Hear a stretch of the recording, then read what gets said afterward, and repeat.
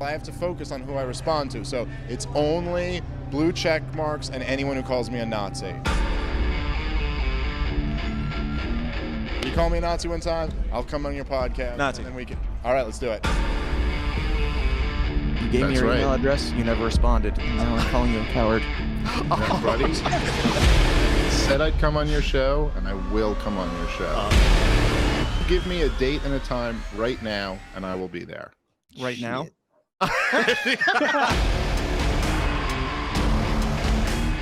You are a coward for continuing to refuse to go on the System Is Down podcast.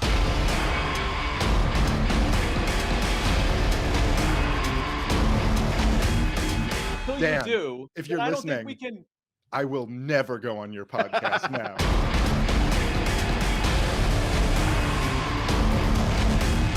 I was going to call you tonight.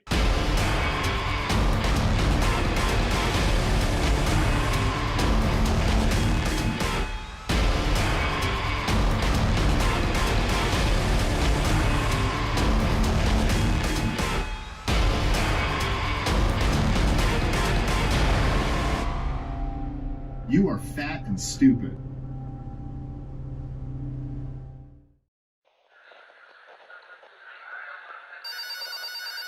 The following is a Goulash Media production. goulashmedia.net.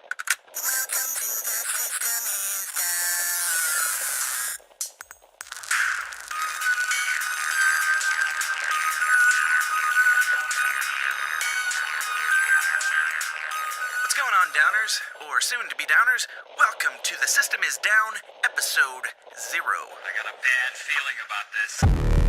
The tragedy of our day is the climate of fear in which we live.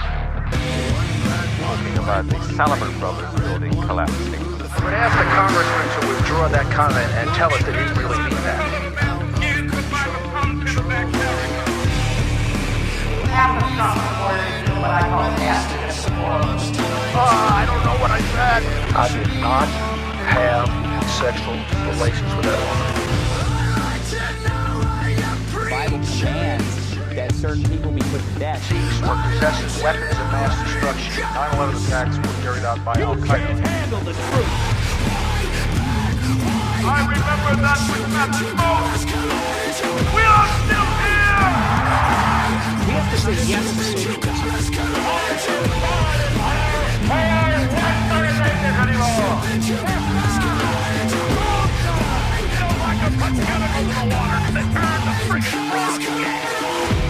Let you know tomorrow. It's a big club, and you ain't in it.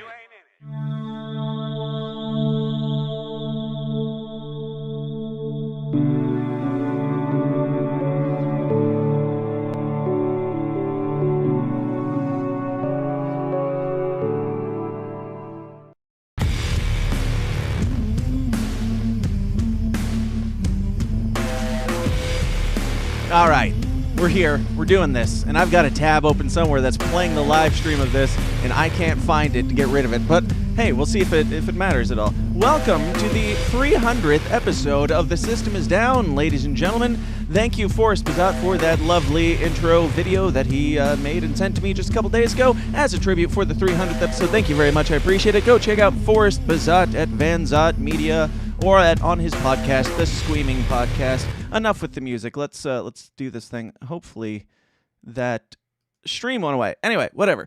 I know what you're here for. You know what you're here for, and it's finally going to happen. No cowards allowed. We're doing this thing. Anybody who is here, I will have to rescind anything that I've said about them in the past about being cowardly or anything else. But we're going to get into that in just a moment. We're going to celebrate in the most glorious way possible.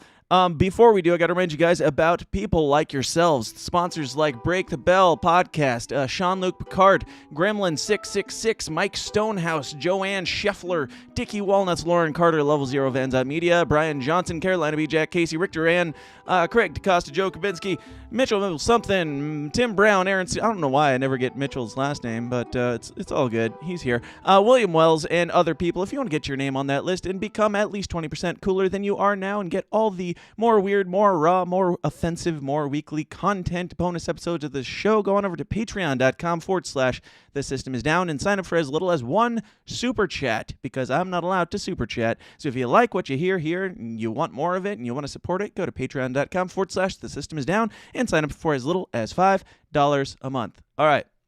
I'm glad you are all here in the comment section. That is lovely. Please keep blowing it up. Share it around before I bring in my wonderful guest today. That's going to shake the internet loose in so many wonderful ways. Before we do, we're just going to keep on stalling here because I've got bills to pay, and some of these might pay some of them. Jack Casey sponsors this show. Jack Casey is an awesome guy, and you can find out more about Jack Casey at jackcaseybooks.com. You can get things like the Royal Green series up there at the top, or the latest, which is a book that I actually read. It's thin enough and funny enough and interesting enough for to keep my entire attention for all 100 pages. WVW is his latest. Check it out at jackcaseybooks.com. We also have a bunch of shirts in the shirt store. I don't know if you're familiar. The systemisdown.tv/store. You can get all your shirts and stuff, like the Ryle Kittenhouse Defense Attack Cats, established 2020. We've got The Revolution Will Not Be Televised. It will be podcasted. We've got I Find Her Hysteria Hysterical, and I'm Tired of Pretending That It's Not. And yeah, you can get all those and so much more, tons more, over at thesystemisdown.tv/store. Thank you, Josh from Break the Cycle, for your well wishes. Thank you all for your well wishes. This is 300, episode 300. Wonderful time to have on certain guests. Just stretching. If you're not familiar with the Dave Smith controversy, I don't know why you're here or what enticed you to be here, but there's a lot of buzz going around about certain cowards in certain parties and certain movements and certain things. Before we bring the guest on today, I got to play a little something for you, because I made this especially for today in this episode. So let's do this, guys. Let's get weird.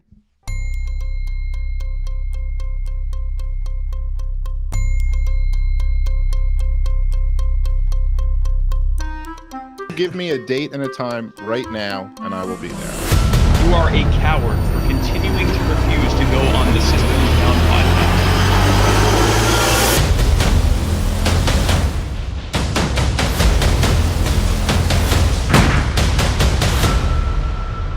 You are fat and stupid.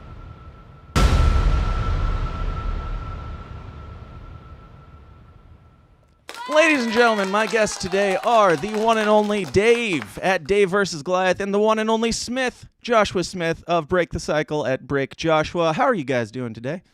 What's going on, buddy?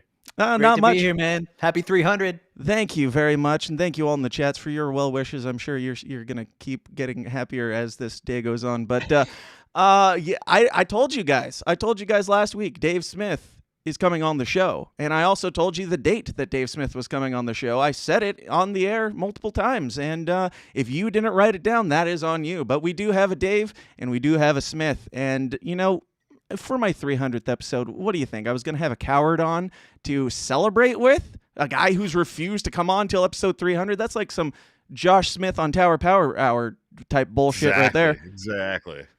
No, we celebrate with homies around here. So you guys just happen to be two homies in the Libertarian Party that have been making some annoying waves for some people, and have had your names involved in certain 6 hours of meetings over the last week. So we can start there. We're going to talk about some news. We're going to talk about all the normal stuff. We're just going to have a fun celebration party. And guys, again, stick around, because these people together, they make at least one Dave Smith. So that is worth it, and you should keep watching. But we're going to talk about some news. We're going to talk about some current events. We're going to roast the apocalypse as we do. But yeah, Dave, how about you? From Delaware Dave, you got in some trouble. We've talked about that on the show. Josh recently is getting in some trouble, but let's get the update on Dave first. How have you been, Dave? Dude, I'm good. And I just want to say, again, happy 300, man. I'm thrilled to celebrate with you guys today. And yeah, I was thinking about it before coming on, and we'll talk about Delaware in a second.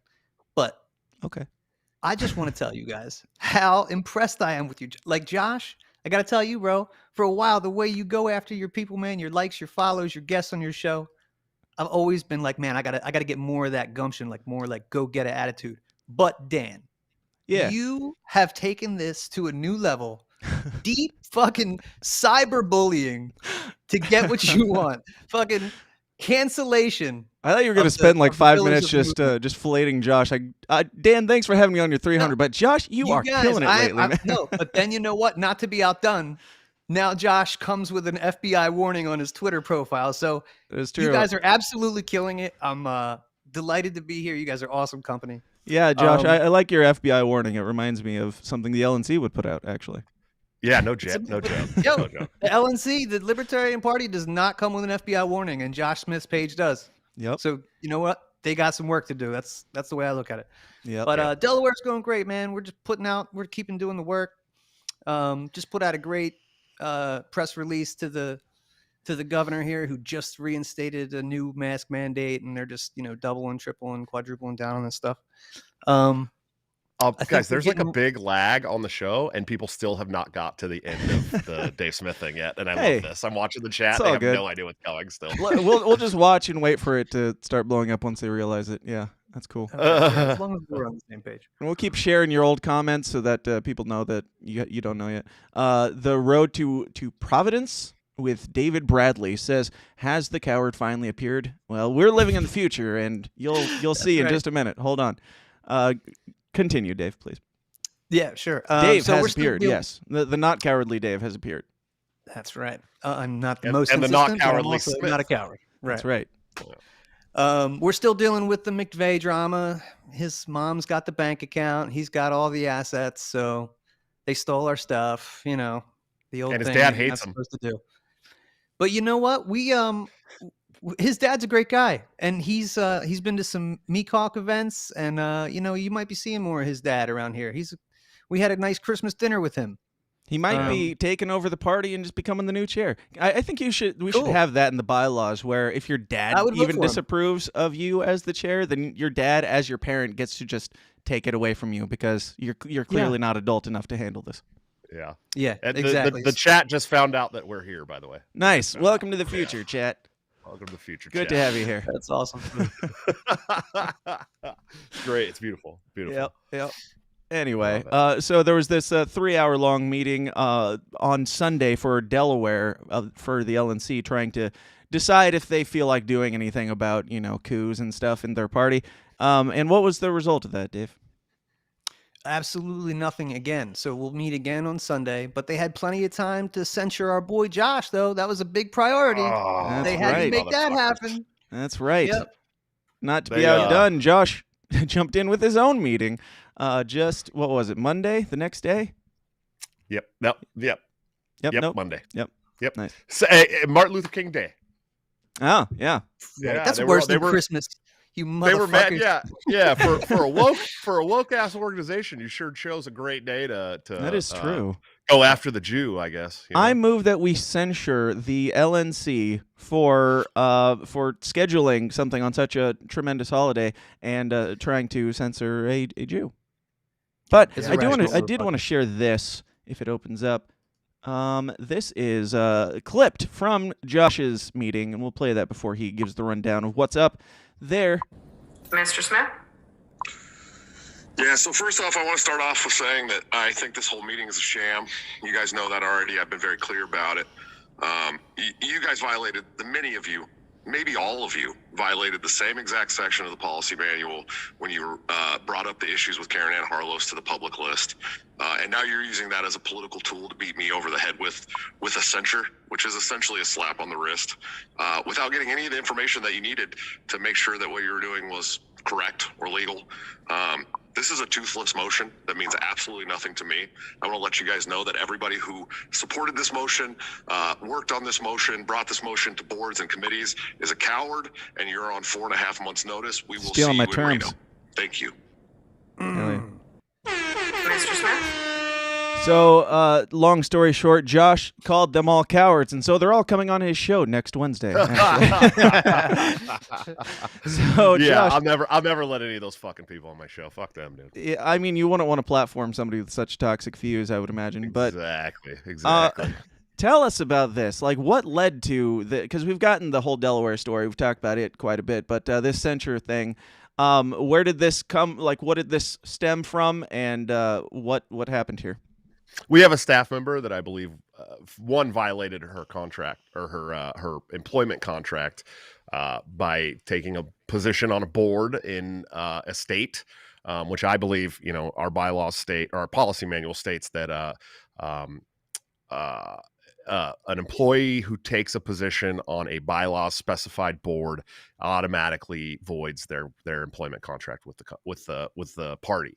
And I believe that the wording in our policy manual and our bylaws state that the state affiliates are bylaw specific committees, and then they went above and beyond that, though, and started, working on this motion to remove 47 members from the Libertarian Party of Massachusetts. And they started talking trash to people. And this person is somebody who's responsible for bringing donors to the party. So I made a motion on Christmas to terminate that person's contract. I didn't demand it. I made a motion, a bylaw legal motion, to end that person's work with the party, and immediately start looking for somebody to fill that role.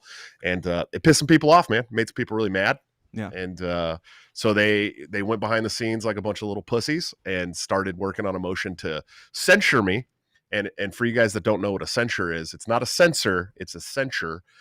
It's essentially the self-masturbatory version of a strongly worded letter to absolutely no one. They don't condone my behavior. Yeah. And so I don't know if they thought it was going to rustle my jimmies, if they thought that I was going to, resign or any of this shit, but I just told them how I saw it. It means absolutely nothing to me. It's toothless. You're a bunch of cowards. We'll see you in Reno in 4.5 months. Now, I haven't talked about the other side of this. And so I've been saving that for your show because I figured you'd ask me about it. Yeah, but to clarify before you get into that, for people that don't understand, like you made a motion back in the day that they didn't like. It was involving the Karen Ann Harlow's thing, right? Right. Okay. So right. And because of that, their course of action is to try and all come together over a 3-hour meeting so that they can all agree to write a strongly worded letter to nobody. Nobody. And there's, other than that, there's like zero consequences for you, right? Like they're not actually they're not making any demands that you stop saying something or doing something. Okay.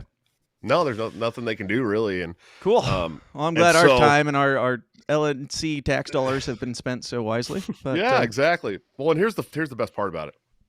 I made that motion on Christmas knowing damn well what they were going to do. They're like they're so easy to trigger, right? They're so easy and so, what's the word I'm looking for? Gay.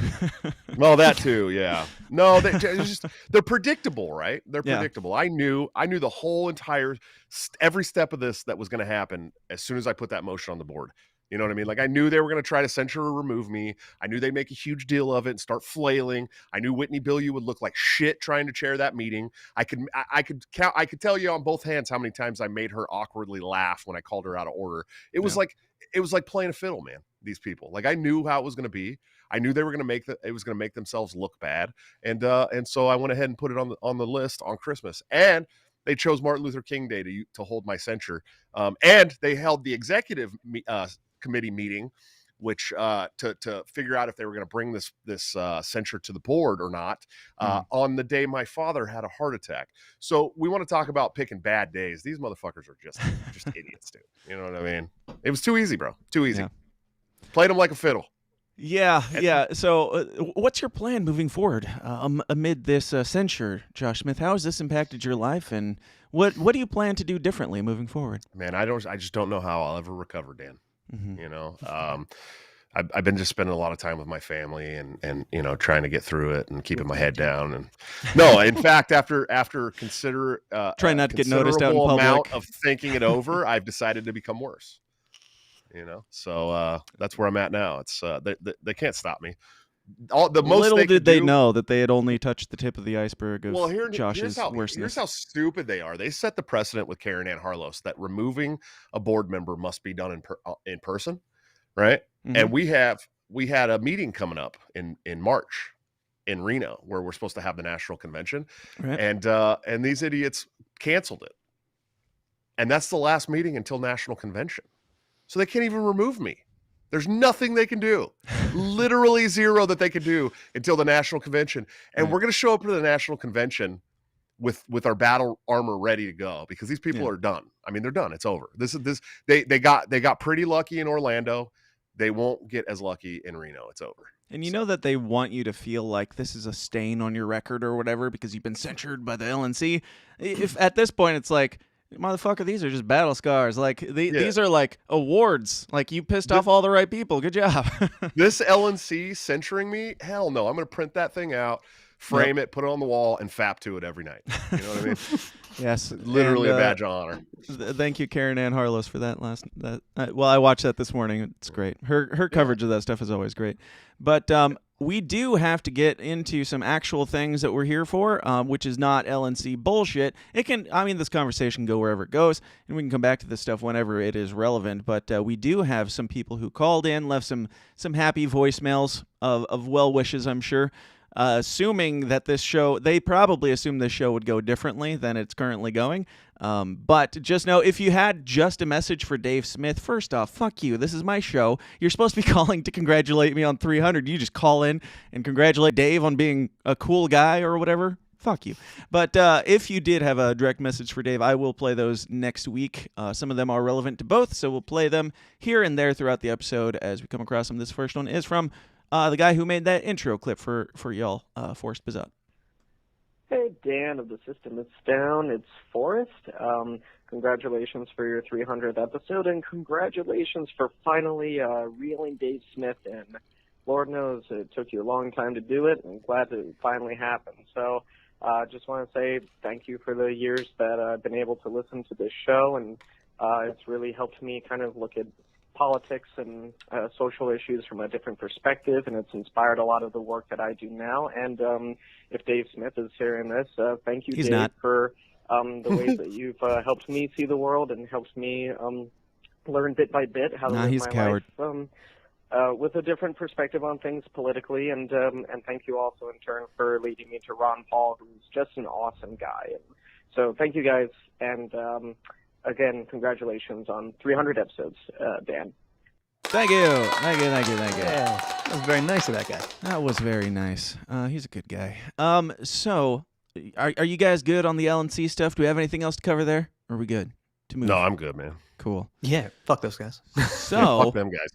Amen. So, as y'all know, first off, anybody who's listening to this, if you don't understand the stuff that's going on, we try to cover the LNC bullshit. We try to cover all the things there, but find a way to get to Reno. Figure it out. I know it's a drive or a flight or whatever. It's a pain in the ass, but if you're sick of hearing about this stuff, you have the power to change it yourself by getting there and making it happen. Of course, I suppose it depends on how your delegation process works for your state. I don't know. But figure it out. That's not my job. My job is to sit here and make jokes about them, because that's what I do. But we also make jokes about the news, because when the world is ending, the best thing that we can do is laugh in the face of the bullshit, because it's ending. What are you gonna do? Hide in a bunker until you die, or are you gonna laugh in their face till they shoot it? I'd choose the latter. But we try to start out with some good news for you guys, as always, because we'd like to set a nice happy tone so we can pull the rug out from under you. And I don't remember what all we have today. There's a bunch, but this is the good news for the day.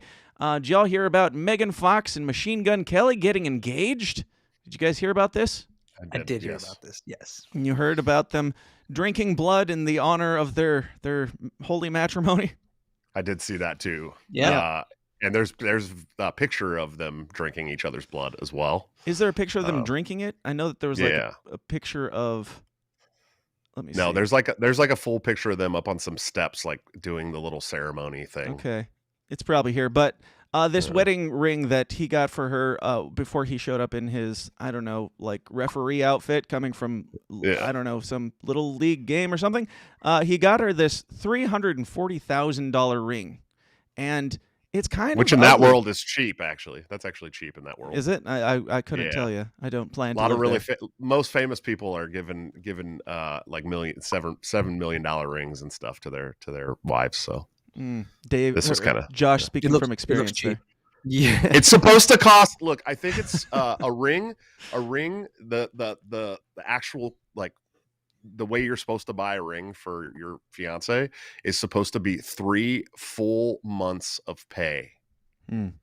Right. And So I'm if sure you're these Robert people are Downey making- Jr. and you give a $340,000 ring, your wife's going to look at you like you're fucking crazy. Exactly. And If if you're Josh one Smith, day, if you're Josh Smith, you get your girl like a, I don't know, $75 ring. Is that about right? It was pretty cheap.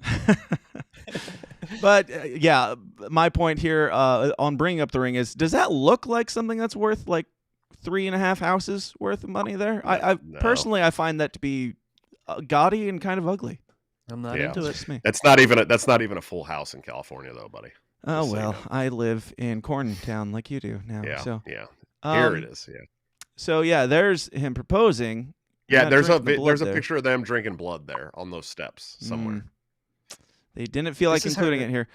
This But- is her second rapper / actor. Brian Austin Green was her last husband. I don't even know So who that there's, is. There's hope.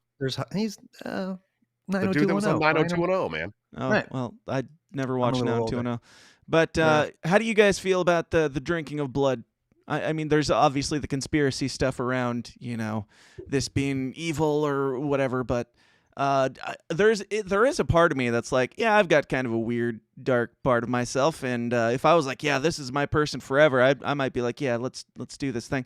I don't think I would, but and for it to be on display for the public, like them to announce it and put it out there, seems a little bit creepy to me. How do you It's a guys little feel? weird. It's a little weird. I'm not gonna lie. I think that shit's kind of weird. Can't we just be like penguins? I like painted a pebble for mine and just like give her a pebble and be like, "You're mine forever," you know. Saved But so this much. whole drinking blood thing is pretty strange. But I guess there's people. Hey, look, I'm not trying to kink shame you, Dan. You know what I mean? Like, Yeah. whatever you're into, man. Yeah. You know. Thank You you. know what the Bible says about drinking the blood of your wife or your husband? Don't. Although Dan, I met your wife and I just don't see her into the blood drinking thing. No, she's probably not. Well, actually, I don't know. She's an 8 on the Enneagram. If you guys are familiar with that, she gets pretty aggressive. So she might drink the Okay, blood, but it right. wouldn't be a mutual agreement. Probably, she Yeah, would just yeah. go at it. But Yeah. speaking of drinking blood and creepy satanic weirdo shit, this is from my local community right now too. This has been going around, I think, nationally. And you can't see that. Why can't you see that? Does it say School Satan Club? Yep, it does. Hey kids, let's have fun at school. Let's have fun at after school Satan Club. Science projects, puzzles, games, arts and crafts projects, nature activities. Parents, your children will learn benevolence and empathy, critical thinking, problem solving, creative expression, personal sovereignty. After-school Satan clubs are taught by volunteer teachers who have passed criminal background checks, and I like how they felt the need to include that. They're Yeah. not pedophiles, we promise you. They've never sacrificed children to Moloch. We guarantee that because we did background checks. Take your kids out of public school right away, man. Right? Yeah. Right This makes away. me want to fucking join the Westboro Baptist Church and hang out with those guys. This is fucking crazy. No shit, dude. You heard it here, no guys. shit. Dave Casey, Westboro Baptist. Wow, this is crazy. Dave Casey went from atheist to Westboro Baptist Christian overnight just based on one Hard. image on Hard. Facebook. But this is, I don't know if he wants his name being brought into this. It's too late now. But this is a local guy who I went to school with who's a Christian dude. He runs some local youth stuff. And I really liked his response to this. He basically just says, we're basically asking that, if they want to have this, then we get to have all of our Christian stuff as well in the schools. And I personally, even as a Christian dude, I prefer that none of it be included in the public school because the public school does enough indoctrination as it is. They shouldn't be teaching your kids what to believe about anything. But I agree. Bro, I'm not gonna lie. I'm not gonna lie. This shit makes me want to bring Christianity back to school, bro. Sure. Yeah. Like for real. At the really very does. least, we should be able to this shouldn't get favoritism. But do you think that Christianity should get favoritism over Satanism in the schools? Oh, man, I want to say Yes. so At least, look, I don't know. I would just say maybe not Christianity or Satanism, but one, I don't know, because I don't know all the deets about this, but one is associated with goodness and one is associated with evil. So it's I don't know, take a look at that. Maybe. Well, it depends on what satanic church you're talking about too, because there's two, right? There's like two different, like very different schools. There's like the satanic church that was like created just only to like troll the Christian community, and they're like all about, they basically have like a communist platform. And then there's the like Anton LaVey, like legit Church of Satan from San Francisco. Yeah, like modern day Satanism, they say, is all about like ego and worship of self, basically, which as libertarians, I mean, that kind of falls in line, and I can see how there's some overlap. Yeah, when you were actually reading the description, some of those words, I was like, yeah, that doesn't sound like bad. cool. Can you title it something else and take all the Satanism out of it? Yeah, because the like modern one doesn't even worship Satan. It's not even, they're just atheists, right? And then like the old one did worship Satan. And that's but they, even then, like I've read their Bible, like the Satanic Bible, and even then it's like the 6 pillars of Satanism is like, they're like really, like honestly, like good moral things. And I'm like, this doesn't make any sense to me, you know what I mean? But then you start thinking about it, you're like, well, they're just trying to get people to like come into their little fucking satanic cult, bro. That's what it is. Sure. No, don't worry, we're good. We're all good. Yeah, well, I mean, even like the whole it's not like self-love, it's like I don't know. I mean, there is certainly something to self-empowerment, but you cross a line at some point where it's like ego and pride and not caring about your fellow man because you are the only thing that matters in your life. I don't know. I haven't had a Satanist on the show anytime recently, but I'm open to it if somebody wants to change my mind on this. But I'm not a big fan of Satanism in public schools. Maybe that's just me. I just feel like we've got plenty of it already, like the entire rest of the curriculum. You guys got all the curriculum. If we want to have a little Christian club aside from your Satanism, I'll read them. Here's the 7 fundamental tenets of the Satanic Temple. 1 should strive to act with compassion and empathy towards all creatures in accordance with reason. 2, the struggle for justice is an ongoing and necessary pursuit. Pursuit that should prevail over laws and institution. 3, one's body is inviolable. Invaluable? No, inviolable. That's a fucked up word. And I know that one. Infallible? No, that's not it either. Subject to one's own will alone. 4, the freedoms of others should be respected, including the freedom to offend. To willfully and unjustly encroach upon the freedoms of another is to forego one's own. 5, beliefs should conform to one's best scientific understanding of the world. One should take care never to distort scientific fact to fit one's belief. 6, people are fallible. If one makes a mistake, one should do one's best to rectify it and resolve any harm that it might have caused. 7, every tenet is a guiding principle designed to inspire nobility in action and thought. The spirit of compassion, wisdom, and justice should always prevail over the written or spoken word. So that's their 7 tenets. It's a lot of good stuff. A lot of good stuff. Yeah. Now, you guys have PR issues. Oh, shit. Somebody's freaking calling my Skype. Don't call my Skype right now. So, yeah, that reminds me. That people called in and left voicemails. But what were we talking about? A lot of decent stuff there, but maybe you guys have a PR and branding issue. Like, why do you have to call it Satanism? Why don't you just call it, like, I don't know, like self-improvement? I mean, it just sounds like some new age shit. Right. Don't use that thing that's the one I call just it read libertarianism. The one that I just read is the new one. That's from the new. That's not from LaVeyism, like the Anton LaVey version, which started in 1969.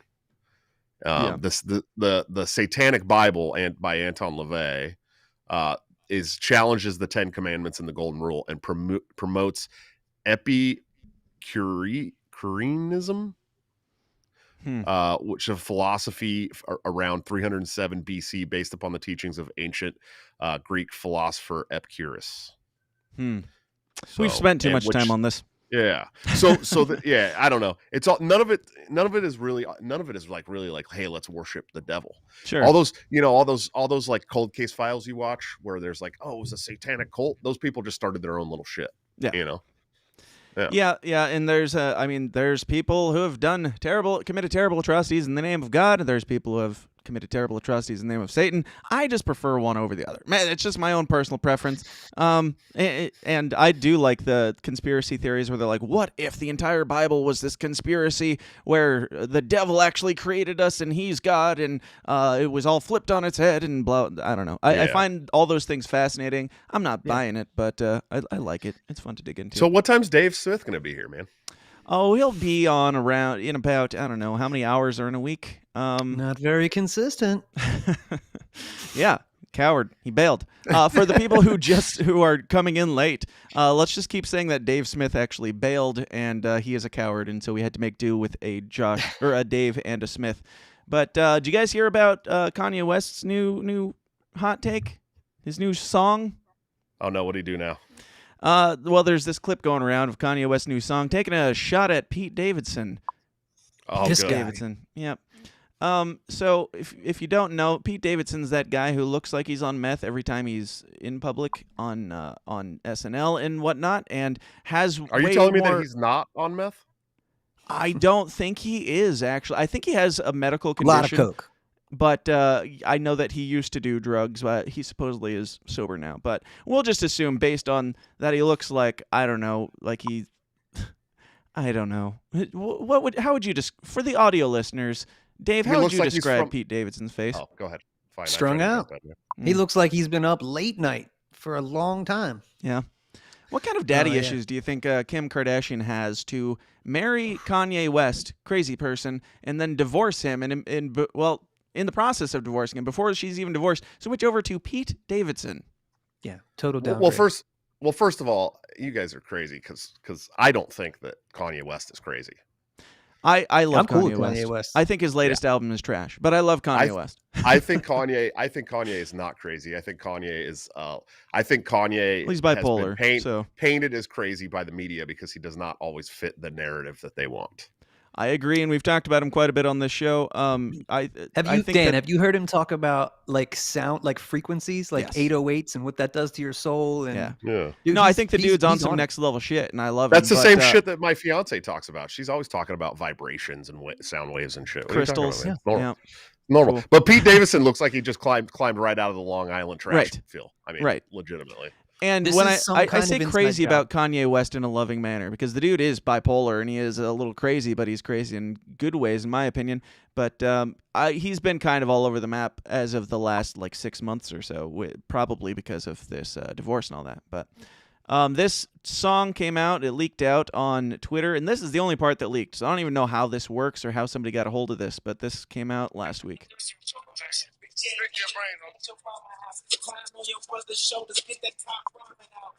God sent me from that crash just so I could beat Pete Davidson's ass. Yeah.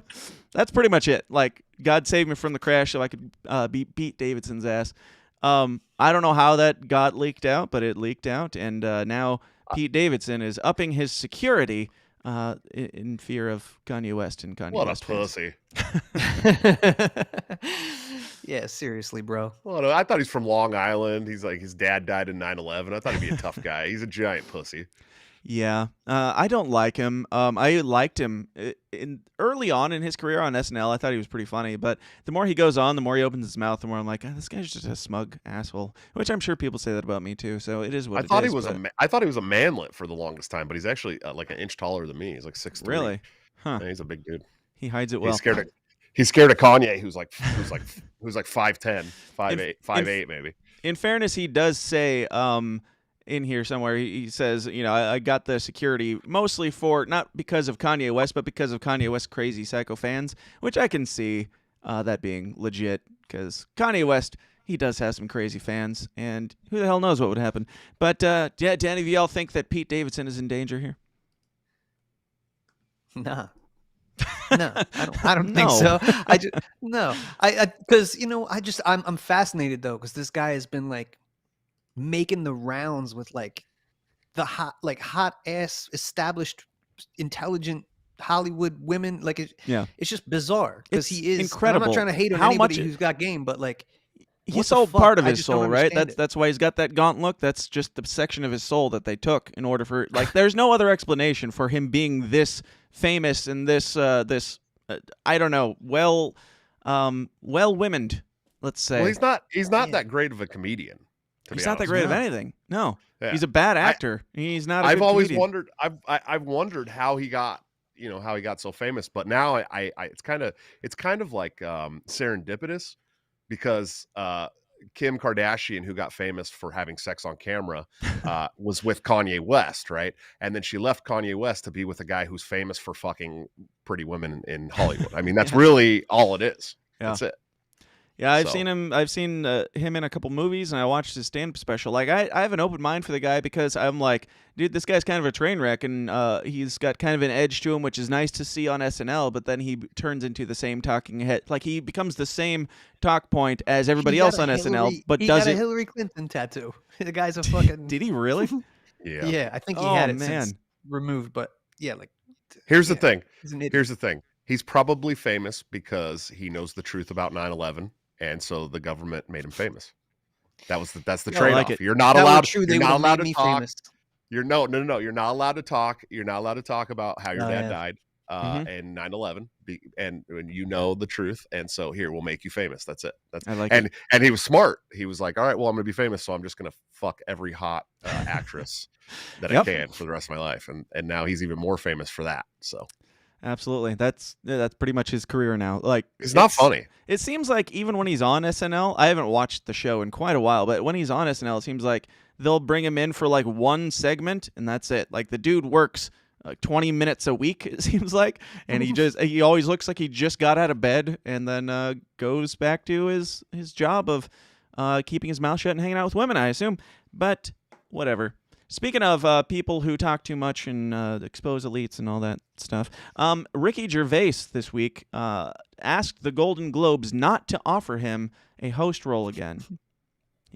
Imagine being such a boss in life that you have to go out of your way to ask people to stop having you out to their Circle Jerk festivals.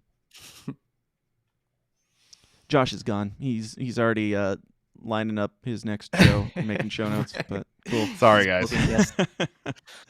Yeah, Ricky Gervais, he comes out and he announces that he asked them not to host the role again, which I think is great.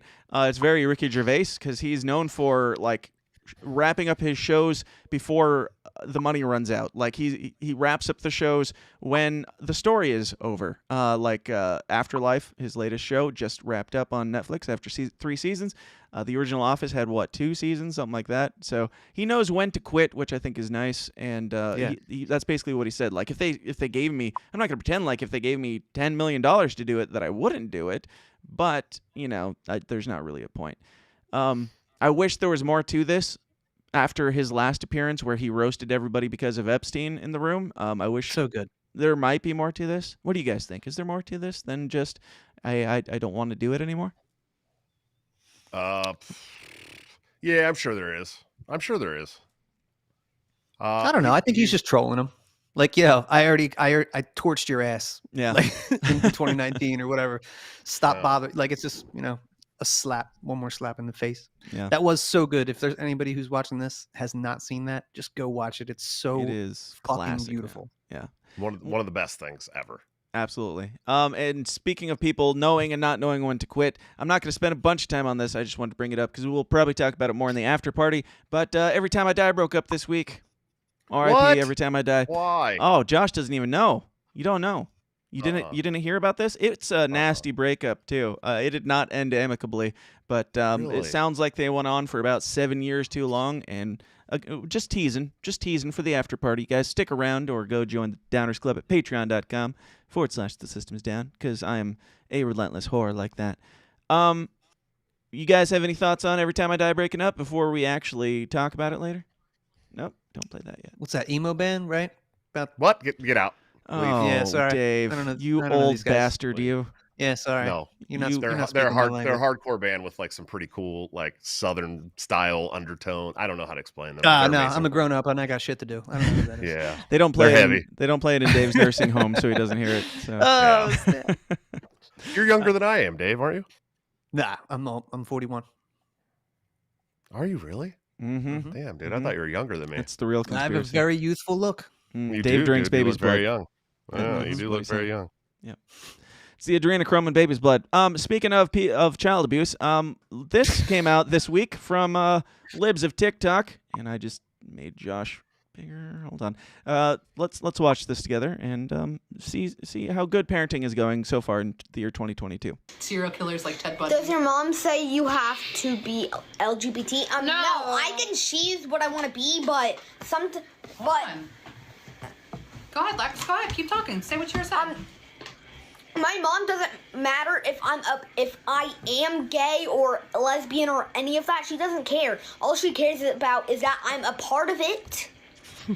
And if I'm not a part of it, she'll try to convince me to join it. What are you saying right now? Facts. That I would convince you to join what? The LGBTQIA+ community. Wait. Oh my God. So there's that. I like the. My mom doesn't care if I'm gay or lesbian, just as long as I'm gay or a lesbian. Yes, as long as I am part of her tribe. It doesn't matter which version of that I am. And I like this blue-haired kid. I don't know what either the genders of these kids are, but when the first one starts talking, he or she, whatever, puts his hand up like you can see the future of this kid in that one gesture. Just watch real quick. People that aren't like serial killers like Ted Bundy. Does your mom say you have to be LGBT? No, I can choose what I want to be, but that like cutting off your sibling, like no, honey, just stop, don't go there, knock it off. Like, these kids are fucked. Child abuse. Yeah. You guys got any thoughts? Josh, you've got like 25 kids. How do you feel about this? Yeah, well, I also have one that might be a little on the LGBTQ side too, and so I didn't really know how to deal with it. You know what I mean? So I just told him, you know, whatever you want to do is fine with me, buddy. I love you to death. Let's get you into wrestling and football, and go roll around on the mat with some boys and see how you feel after that. So. No, he's freaking. He just like went and hung out with a girl from his school yesterday and stuff, and he's like, yeah, I think I like her. I'm like, all right, cool, man. I'm not gonna deal with my kids' sexuality. Like, that's just not, you know what I mean? Like, they can grow up. You're not going to parade them on Break the Cycle and go tell everybody what that's tell everybody how gay you are. Absolutely not. No, absolutely not. Oh man, I'm not for like child protective services or anything like that, pretty much in any form or fashion, for the most part. I mean, obviously, if there's a real problem, I don't know. What do you guys think about CPS and that type of thing? As libertarians, do you think that there should be intervention? I don't necessarily mean for this. If or Dave maybe Smith's you kids do. can be safe in a park without homeless people, then we can call That is CPS. all that matters to me. That's Yes. what we can do. Obviously, we can use the arm of the state when we need to, to smash these turkeys. I'm going to dress up like a homeless person and lure Dave into a park just to get him come on the show. I think that might do it. But do you think that CPS should be involved in, like, if this goes further, like we call, like, I don't know, hormone therapy and stuff like that? I think it's child abuse. I don't care what you do as an adult, but I don't think this should be pushed onto kids in any way. But do you think that CPS should be involved in that type of thing? I don't know. That's a hard decision for me. I think, you know, the hormone thing is really fucked up to me. Like, I'm very, very anti like giving children like puberty blockers. Like, you know what I mean? Like, let them become adults and figure out what they want to do with their, you know, their private parts. Because, you know, I had this conversation with Chase, who's running for U.S. Senate in Georgia this past weekend, and he said, you know, they're reversible. You know, they can just keep them from going through puberty until they're old enough to make a decision or whatever. It's like, no, that's not how that works, man. If you keep a kid from going through puberty until they're 18, it doesn't just all of a sudden happen at 18. You know what I mean? Like, that's not how that works at all. And so can you I'm not a imagine big fan going of that. through puberty at like 20 years old? Like, oh, dude, it would be awful. ridiculous. When you're trying to get jobs and actually get married and start a life and stuff like that, and you're like breaking out in zits and like freaking out because somebody called you a name on Twitter or something. I mean, that might be what is going on with some of the LNC members and some of these libertarians having such weak constitutions. Maybe they're all just going through hormone therapy. Well, and you know, I tried to explain to him, like, look, my little sister, when she was like 10 years old, maybe younger, probably younger, probably 6 or 7, put on a bunch of my clothes and ran around for a week telling everyone in the house that we had to call her Kevin. You know what I mean? Sure. My mom didn't race down to the hospital to put her on Right. hormone blockers. You know, she said, "Oh, that's great. Okay, Kevin, whatever you say." And then within a week or two, she was over it, and she was back to wanting to play with Barbies and stuff. You know what I mean? Like, well, my son Yeah. will like he plays with dolls or like when he was really young, he played with dolls, and we found him like a boy doll. They're surprisingly hard to find. We found him a boy doll. He loved it. It said like. It actually said something about "I love you, Daddy" or something like that when you squeeze it, and I'm like, wow, that's surprising to even see in today's day and age. But he plays with dolls, and I paint my nails, so I don't care if he paints his nails. He'll wear dresses and stuff just to be funny. I think that there's something valuable in allowing them to explore that rather than I don't think that you should be pushing it on them, but I also don't think you should be stifling them from it because that's just going to make them more curious and be like, well, I feel like I'm in the wrong body. Like let them put on a dress, let them experiment, play around or whatever. Obviously not experiment in the ways that some of these people mean, like, hey, go explore your sexuality and experiment however you like. That's a different parenting problem. But yeah, I don't see anything wrong with. I mean, we used to have tomboys. We used to have like girls that were a little bit butch, and we were just like, oh, you're cool. You're one of the cool girls. Now it's like, oh, you're a man. You have to be a man, and I don't understand. Yeah, I think these inclinations are just like natural. Like you said, I don't have any kids, but you know, like little kids experiment and play, and that it should be encouraged, and that's cool. Right. Dude, I saw Mr. Rogers on like an old clip. Mr. I'm more concerned about my son dressing up and wanting to be a cop than dressing up and wanting to be a woman. Right. Like this is something that like Bigger Fred things Rogers, to worry God about here. bless him, dude. Like he experienced this with kids. He had songs about it. Like, yo, you might think that you're this or you might play like this, but it's the parents and I guess to some degree like the society's role, I guess, to like just have a solid ground. Like you can't teach kids things that are, I don't know, man. Let's take it back to the parents. Parents have to be there to be a solid foundation for their kids. Yeah. So let them play, let them imagine, but yeah, don't tell them that they are something that they are not. Like it's just that's right, fucked up. Yeah, and even if your kid brings up stuff like this, Josh is gone. Cool, Josh. He's back. Even if your kid brings up like transitioning or something like that, like have the conversation with them. I don't like. Tell them that the TV hates you and not to listen to it. Tell them to turn off the TV Nickelodeon and is go the to bed. fucking devil. Yeah. Tell them that. Yeah, I don't know. It's so oversaturated in our culture. It's absurd. But speaking of things that are oversaturated and gross, are you guys familiar with Ethan Klein? Oh yeah, he's definitely gross. Yeah.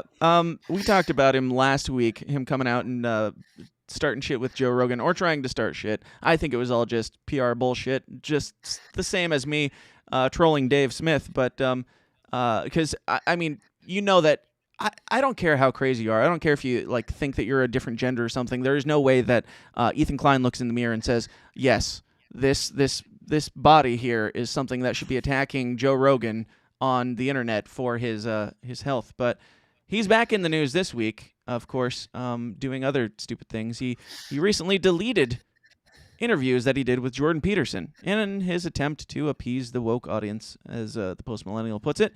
So Ethan Klein comes out and he gives this spiel that he's deleting his old interviews. Says, years ago, I interviewed Jordan Peterson before I was very familiar with his politics. Bullshit. You interviewed him about his politics, but whatever.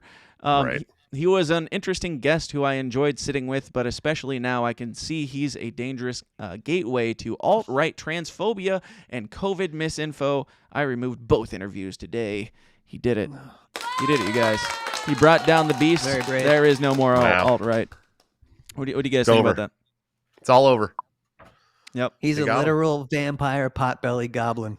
Yeah, he is. He is. Absolutely. That's what they're talking about. Yep.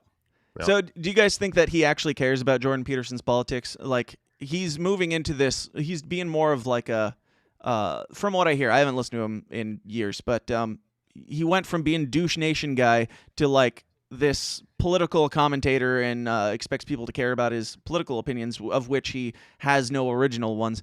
But now he's taken it to the extreme of, I'm going to delete conversations that I've had with dangerous, evil people like Red Skull, Jordan Peterson.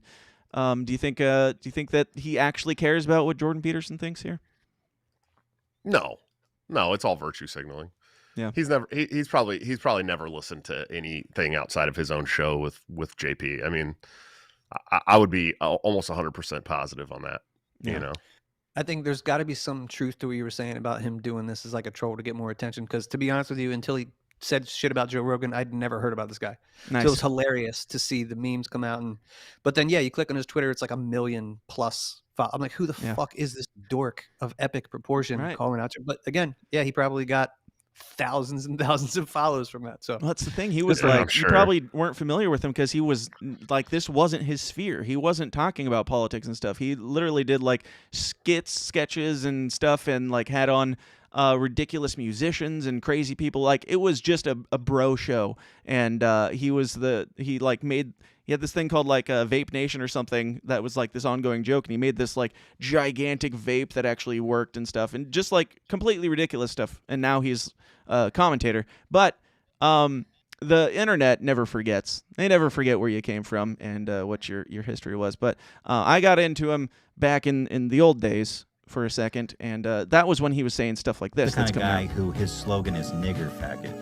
And I'm not going to get in trouble because I'm just quoting him.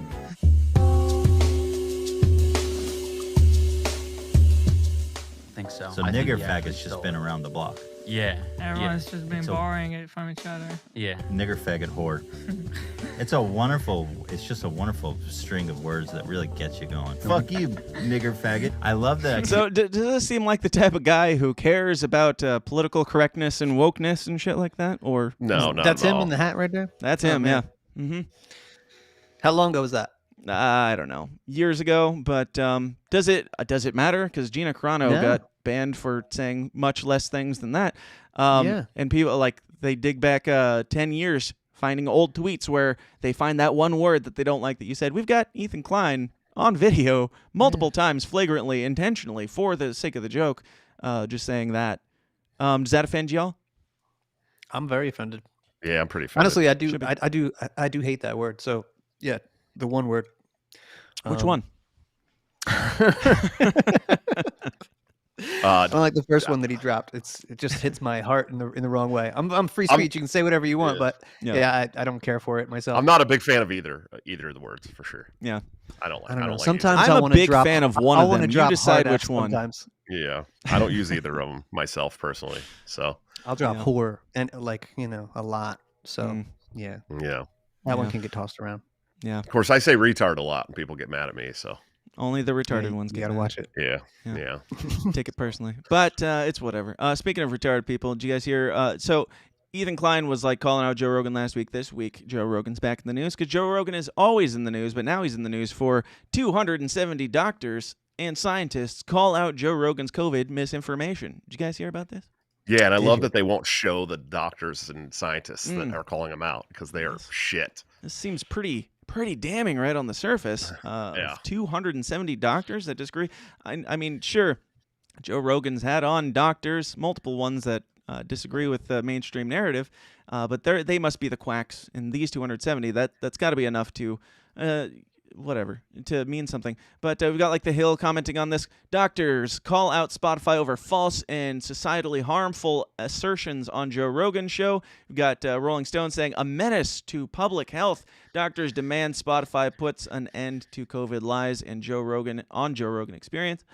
And then we got people like Luke Rudowski, who actually did the work and found out these 270 doctors that they're talking about. Some of them are things like a postdoctoral fellow at the University of Queensland, director of research at Grasshopper Farms, because we all know that if you're looking for medical information, the first people you should look to is Grasshopper Farms. Right. We've got a dentist, because I care what my dentist thinks about COVID personally and how they feel about Joe Rogan. We've got a physician assistant. We've got a professor, adult gerontology, primary care nurse practitioner, epidemiological researcher, Colorado State University, associate professor, scientists, postdoctoral fellow, blah, blah, blah. So a bunch of people that are not, I don't know. Do you consider these people doctors or even some medical of them professionals? Yeah, it's a list. There are people on it. Congratulations for coming up with a list. Yes. Yeah, that's desperate. Yeah, I think it's funny because like how could they not think that people would immediately start digging into this? Have they met the internet? It's not the most forgiving of places. They will find out who these people are.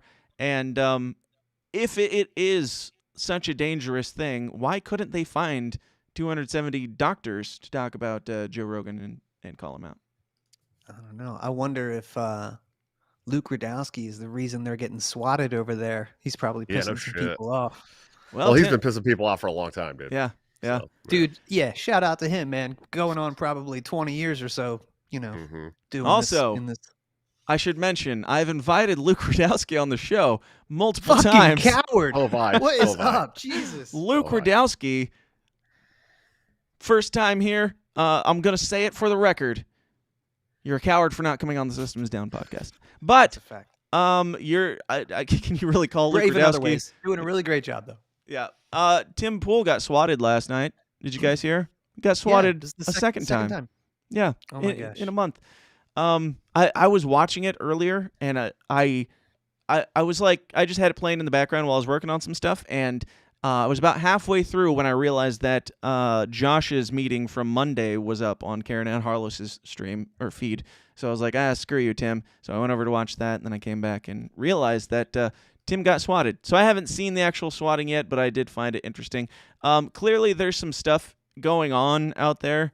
I mean, obviously, there's a bunch of theory spiraling around this thing, because for those that aren't familiar, Tim does a live stream every night he does like 2-hour-long live streams, and he got swatted, which is where somebody calls and calls 911 or something, puts in a fake call, gives them Tim's address. They go in and see what they can do, see if anything's going on. Last time it was about like a murder or something. I'm not sure what the thing was that they called in about this time, but what do you guys think about this? As libertarians, is this criminal? How do you feel about swatting in general? It's dude, anybody who would do it, I'm already skeptical, because I mean, it would be so easy to get busted for doing something so dumb, and the penalty for doing something so stupid would be really harsh. So I'm already like, well, if you're going to do this, I'm thinking that this is shadier than just appears. Like, it isn't somebody who just doesn't like that podcast. That doesn't, right. I don't know. It could be. You're putting but people in danger. Yeah. Big danger. Yeah, and they've talked about it with the last one. They talked about how Ian always, when he has to pee, he goes out and sprints down the hallway in the dark to try and get back in time. It's like, he would have been shot, most likely. Like, great chance he would have been shot if he was the first person they came in contact with at a quote-unquote murder scene or whatever. Dude with long hair sprinting through a dark corridor in the middle of the night, he would have been shot. But it looks like there's a clip here. Let's see if we can watch, and maybe it has the actual swatting here. Oh, there's an ad that is 28 seconds long. So never mind. We're not going to do that. Let me see. Last night, Tim Pool tweets, last night, a man trespassed on our property, bypassing a large warning sign, and then entered our house. He entered just after our guests came in, confusing our staff. Anyone entering this way risks serious bodily harm from our dogs and security, who was promptly removed. So he's obviously talking about the cops themselves, because he is not happy about this bullshit going on. I mean, with the last one, and it sounds like probably with this one, the cops are like, yeah, we know that this was probably a swatting, but we have to come in and look around. Like, do you think that that's a warranted entrance of private property? No, I don't. I know that the law does, I think, if you get a random call from somebody and you show up at a door and these, people are like, no, we're fine, man. You can't just kick down the door, I don't think. But, the cops see it a different way and the law sees it a different way for sure. So when they feel like I don't know. Just whenever. Yeah. This is all post Patriot Act stuff. Like, before that, you couldn't do that. But yeah, it's the new way. I say new, but it's the 20-year way that they've been doing stuff. Mm-hmm. Security trumps everything else. But it's wild that 2 weeks ago it happened. Like, it should be on like, wait a second. All right, maybe we don't need to go guns a-blazing the second time, since we just had this incident. Like, I like, if they're sharing intelligence, they should have that information. I like my new conspiracy theory of he was swatted 2 weeks ago, but this time he actually murdered somebody because he knew that he would get away with it. Because I mean, there's no chance in hell that they're going to believe a second time that. But no, the cops are dumb enough to be like, yeah, I guess we're going to have to go raid Tim Pool again, this really dangerous man. Speaking of dangerous people, we do have some calls that I keep forgetting to get to. We've got quite a few of them, so let's jump to a couple calls here. This is from a person who didn't feel like sharing their name. If it plays. First of all, Dave Smith is a coward. Amen. But anyway, I saw this as a milestone episode, 300, I believe. Mm-hmm. Hold on. Facebook. Here it is. Yeah. The System is Down, episode 300 with... I would like to retract my first statement. Congrats on 300 episodes, bro. Thank you. And you are in luck, sir, because Dave is still a coward, and he will be a coward for at least another week. Here's another one. I would like to leave a voicemail for the 300th episode. My number is... Wait. 310-729. No, stop. Let's dox some motherfuckers. I'm not sure how you thought this works, but you don't leave your number and then I call you back to get your voicemail. You leave the voicemail then and there. But thank you for your call. You at least got a happy 300 in there. I appreciate it. Shannon is in the chats. Shannon, what's going on? Here's Shannon. Hey, Dan, it's Shannon. You know, back in my day, I used to call into the local radio station to request, I don't know, a song or some shit. And now, here I am, sitting in my car, calling into the System is Down podcast. And I have no idea why. Ass. Just kidding. You know how much I love you and your many bodies of work. Continue to kick ass. Got lots of and bodies. make sure never leave the midday time slot. Thanks from all the moms out here. Mm-hmm. Bye. We do Mommies love our love moms. Dan. That's right. We give them something to do while they're washing dishes in the afternoon, getting supper ready for their men. But let's do one more and then we'll move on. Daniel, it's your mother. I just want to say on your 300th episode, I'm very ashamed of you and everything you're doing. No, it's not. Hey, it's Brian McWilliams from the Lions of Liberty and Electric Liberty Land and the Boring Podcast, calling to wish you nothing but the best. That being said, I think there's some things you could have done better. Instead of calling it The System is Down, you should have called it This Syndrome is Downs, because pretty... Ah, shit. That stopped it. Damn it. So we're going to have to start that one over. Daniel, That's it's your mother. I just want to say on your 300th episode, I'm very ashamed of you and everything I have a you're Jewish doing. mother from Brooklyn. No, it's not. Hey, it's Brian McWilliams from the Lions of Liberty and Electric Liberty Land and the Boring Podcast, calling to wish you nothing but the best. That being said, I think there's some things you could have done better. Instead of calling it The System is Down, Mm-hmm. you should have called Such it a good joke. This Let's Syndrome listen is to it again. Downs, because pretty much everything you do on the show is retarded. Mm-hmm. I mean, there's also the fact that you're 300 episodes in, and you're a coward who still isn't using his real name. Why not? You're afraid you're going to lose those opportunities to shoot fat people at weddings, getting married at petting zoos in the Midwest? Jesus. Be a man. Also, I hope by episode 400, you figure out that emo went out in the mid-2020s. This podcast like to have uncomfortable conversations. Can we have an uncomfortable conversation about your haircut? Where the fuck is the hair on the sides of your head? Said the bald Why are guy. you combing crap in front of your eyes? You have beautiful eyes. Show them off. And also, Dave Smith is your 300th episode guest? Everything you say is wrong. Look, Dave's great, but what took you so long to get him? Dave comes on a show for a day-old bagel and some of Tom Wood's pubic hair trimmings. My best wishes on another 300. Thank you, Brian. Great. That was really good. Now to fact check your assholery. My hair no longer comes in front of my eyes. It's no longer even considered emo. I'm pretty sure it's alt-right at this point. It's a new trend, a new fashion. But also, what else did he say there that was factually accurate? Oh, Dave Smith is not here. There's one. And fuck you, mostly that. Thank you, Brian. I appreciate it. So, yeah, we can move along. Unless you guys had any comments on those wonderful chats or wonderful voicemails that were sent in by some brave people. I love Brian. I need to have Brian on my show, man. I love that guy. He's great. It's funny. Brian, how come you've never gone on Josh Smith's show? That's the real question. Must be a coward. Mm-hmm. Coward. If you guys aren't familiar, go check out Brian over at Electric Liberty Land on the Lines of Liberty podcast. They're great guys, and they are some of the ones that helped me get started early on. Mark Clare in particular gave me a lot of a lot of tips and everything back in the day, and I got into it because I was doing some design work with them and trolling them from the get-go. So it's been a long, hard ride. Also, I still had this laying around, and I thought it was relevant to bring out. I don't know why it hasn't been changed out, but this is from my first appearance on Josh's episode.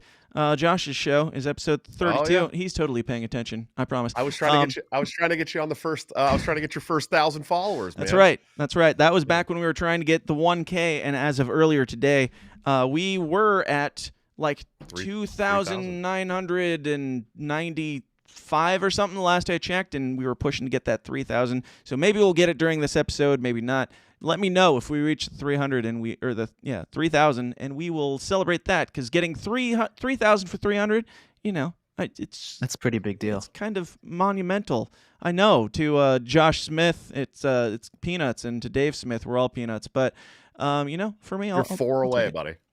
Am I still? Yeah. Got one since this started. Thanks, guys. I appreciate all the love and support. Now, speaking of Twitter, I like to bring up whenever there's a tweet that I consider to be kind of a white pill tweet of the week, or, pretty much anytime I get some buzz on something, I'd usually bring it up, but especially when it's a white pill. And we had that one a couple weeks ago that was about secession that blew up, and this one yesterday, I considered this to be a bit of a white pill tweet. Let me know if you guys agree. I just said, at this point, if you don't despise both Trump and Biden, I basically have to assume you are a liar or an idiot, and that currently is sitting at 1,182 likes. I mean, the tweet isn't white pill, but the fact that so many people agree with this tweet, I didn't even care about myself or the amount of attention it was getting me. I was just like, hell yeah, motherfucker. Like, come out in droves. Let's all vote for this thing. Like, I'm not asking you to vote for the other guy, or I'm not even asking you to vote for Dave Smith. I'm just telling you, if you're buying this shit still, then what are you doing? Like, how can you watch what Donald Trump's been talking about, the way he speaks and everything? How can you watch the way that Joe Biden tries to speak, and the way Kamala Harris fumbles her words in word salads of her own creation every week? How can you watch all that and want any of these people to become the president next go round? What are you guys' thoughts?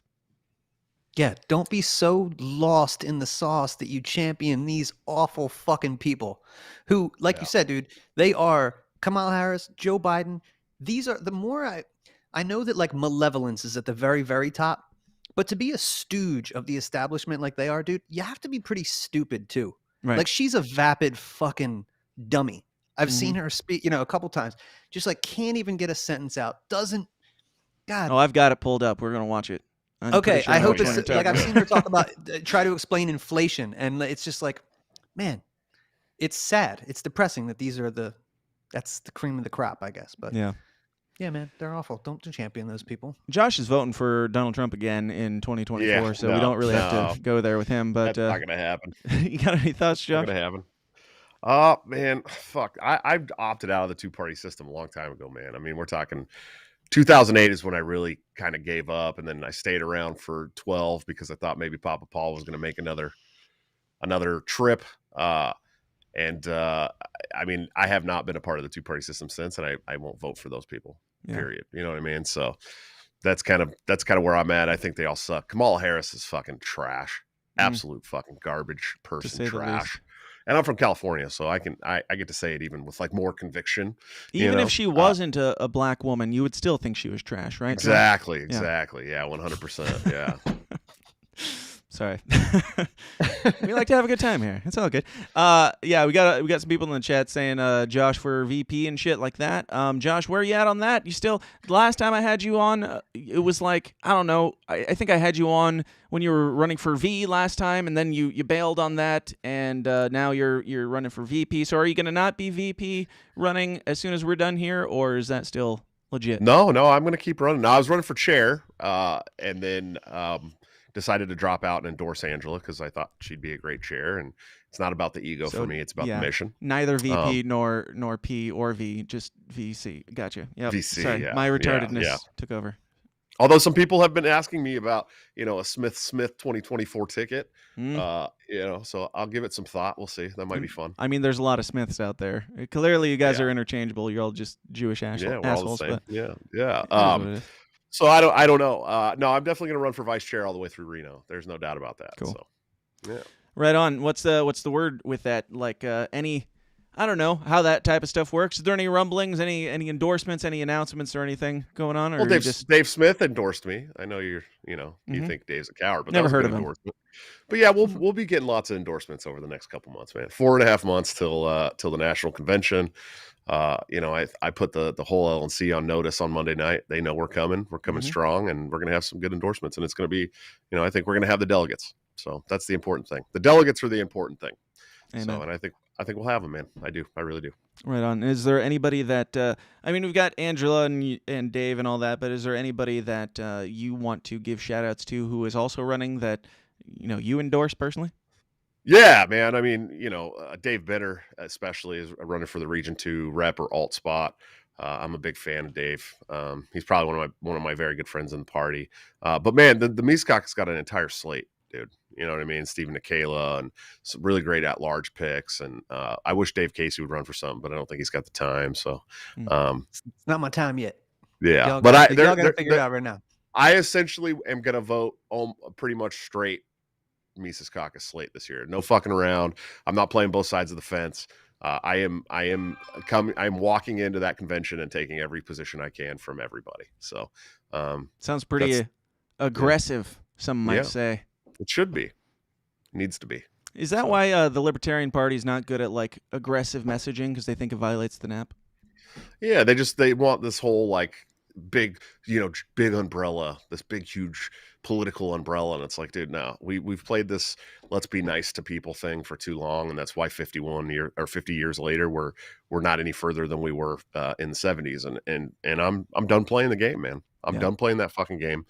I want a party that's gonna fight our political rivals, man. And if we're playing these games in the party, then we can't win outside the party. And so there's no more capitulating for me. There's no more compromise. It's my way or the highway at this point. Well, I think I'm all for big umbrella, like let everybody in if they're like, I don't know, libertarian and trying to advance the cause of liberty. Like you can be a ANSOC or whatever as long as you're not a piece of shit.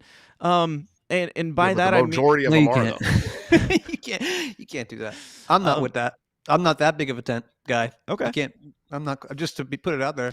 I'm saying that somebody could label themselves that and still fall within the what I would consider the terms as far as like to push this thing forward. And even he fell off. So yeah, I mean I think I personally think that they will, and I think it'll be a non-issue come Reno or shortly after. But I don't know. Like, I think that we should be inviting people, but yes, at this point, when they're spending all of their time trying to censure and slap Josh on the wrist or kick Dave Casey out of his own party and shit like that, at some point you cross a line, and I'm like, I'm not about the unity. I'm about the message, and if you're on board with the message, if you're on board with pushing this thing forward as a libertarian entity, then great, let's do that. But I don't know. There's so much backstabbing. It's absolutely mind blowing. I do have a announcement to make. You have crossed 3,000 followers. You're now 3,002.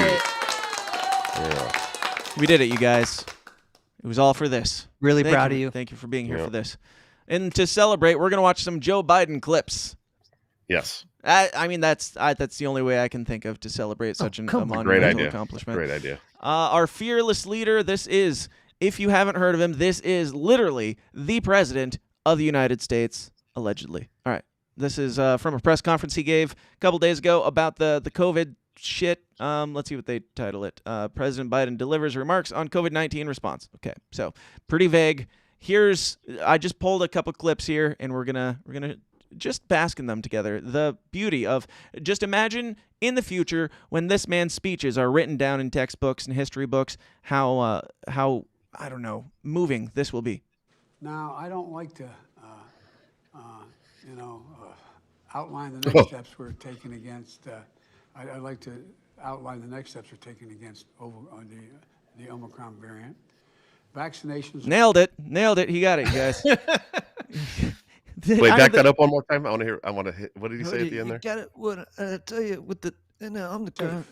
They're free and they're widely available. So do it today, please, for your sake, the sake of your kids, the sake of the country. Now, I don't like to, outline the next steps we're taking against. I'd like to outline the next steps we're taking against the Omicron variant. No, Vaccinations are obviously the most important thing we're doing, but they're not the only important thing. Beautiful. I mean, inspiring. I would put that on a T-shirt personally, and I think one of us needs to just start a line of T-shirt that just has Joe Biden rambling. Like, just have a picture of Joe Biden, then just this long stream of like periods and like ums and, and shit going down as these quotes from the man. But can you guys believe that this guy's still the president of the United States? And by that I mean, can you believe that this guy is still alive? Or not in a nursing home? Yeah. Yeah, no, Adrenochrome, I man. can't. Yep, adrenochrome's a hell of a drug. But the supplies obviously ran out. Yeah. So. This was later on in this speech, and this is only like, yes, I am cherry picking the most entertaining moments, but this was only like a 10-minute speech that he gave off a teleprompter, and this is the best that we got from him. Those without insurance, we have over 20,000 free testing sites all around the country. You can find the nearest testing sites for you by Googling COVID test near me. Google COVID test near me. Now, just the idea of Grandpa Joe feeling the need to explain to everyone out there who hasn't gotten a vaccine that is there any chance that this guy actually believes the reason why we haven't gotten the vaccine yet is because we don't know how to Google it and we need old Grandpa Joe to explain it to us? No. Thanks, Josh. Bro, this guy's. We need to get a better Smith on this show. This guy's trash. I'm sorry, you guys. I just found out that I probably have COVID, so I'm freaking out a little bit. I apologize. We all have COVID great. at this point, Josh. Who cares? Yeah, thanks. I'm doing all right. Yeah. No, I really just got a mess. I've been feeling kind of shitty for the last couple of days since I got back from Atlanta, and one of the guys that I shared a hotel room with just messaged me and said, "Hey, man, I just got a positive COVID test. Just letting you know." Like, oh, good. He slept in my room and everything. The mistake he made, though, was getting the test to begin with. He never would have known otherwise. He would have just assumed it was the flu.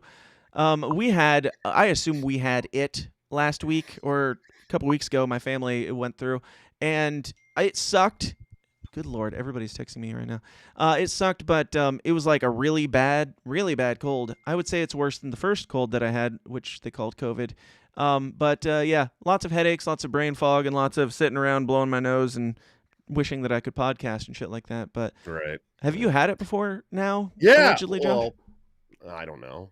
I mean, we didn't get tested, but we assumed that we definitely had COVID because we had all the symptoms. Yeah, and Julia had some weird symptoms that you don't get with a normal cough or flu or cold, and so we were pretty sure that we did, but maybe not, because I'm definitely feeling a little ill now. But it's like the beginning stages of something for sure. You know, what I mean? Like that's you guys will get to witness. You might not get to witness the death of Dave Smith this week. That'll be next week. But you might get to witness the death of Josh Smith live. Very possible, dude.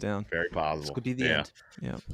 But I would appreciate that for the clicks, man. That would do numbers in the rating. I'll only take the at-home tests, like the free market, private market tests. Yeah. And so Julie's bringing me one home, so we'll see. We'll find out tonight. I could do it on the show, and we could find out if I. That'd be Are great. you gonna ram one of those things up your face, or is it one of those? No, it's like a antigen test now or something. You just poke your finger and little blood. Got to stick the Q-tip up there and press the great reset button. I think it's deep in there. I think that's what they're going for. Yeah. If you feel like taking the test on the show, I'm all for it. But maybe in the bonus even, we can entice some people to find out the truth about Josh. But yeah, hang in there. We'll see if you feel ill enough to leave at any point, feel free to. It's all good. We're just hanging. But as we hang, Josh, do you now that you know that you can get your vaccine by Googling it, thanks to our fearless leader, Joseph R. Biden, will you go get the vaccine now that you know that you can Google that information, find out where to get the vaccination? No. Huh. Well, no, I tried. Did everything I'm trying to get the I may be getting natural antibodies right now as we speak. I don't know. We'll see. Yeah.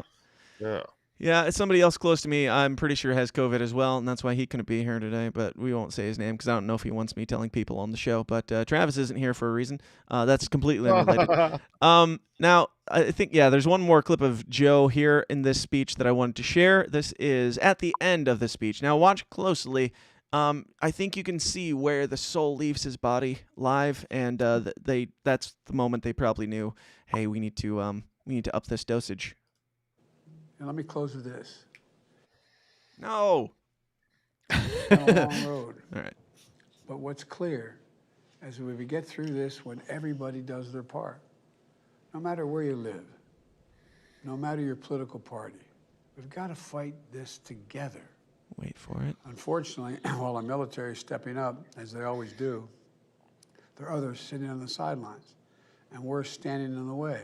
If you haven't gotten vaccinated, do it. Personal choice impacts us all. Hold. Our hospitals, our countries. I make a special appeal to social media companies and media outlets. Please deal with the misinformation. Please censor Joe Rogan. Misinformation that's on your shows. It has to stop. COVID-19 is one of the most formidable enemies America has ever faced. Formidable enemies. We've got to work together, not against each other. We're America. We can do this. So the military medical teams on the ground. This is more than I intended to clip here. Yeah, you got a long clip going on here. Yeah, we might jump forward. Thank you for taking the Here we go. All right. Mr. President, can I have a message for vaccinated Americans who are wondering why they should continue to restrict their activities given that your health officials say most Americans will get COVID at some point? Somebody's talking to me? Folks, we'll talk about that later. Come on. Let's go. Come on, guys. Don't be asking me about the thing that we are literally having this press conference to discuss. Don't talk about that. That's no big deal. But after he gets that hard-hitting question that he clearly can't answer, he goes on to say this.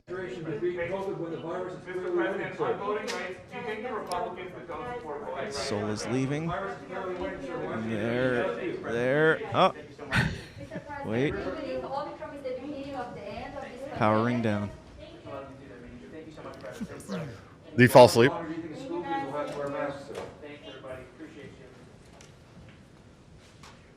This is like the most uncomfortable thing. Me too.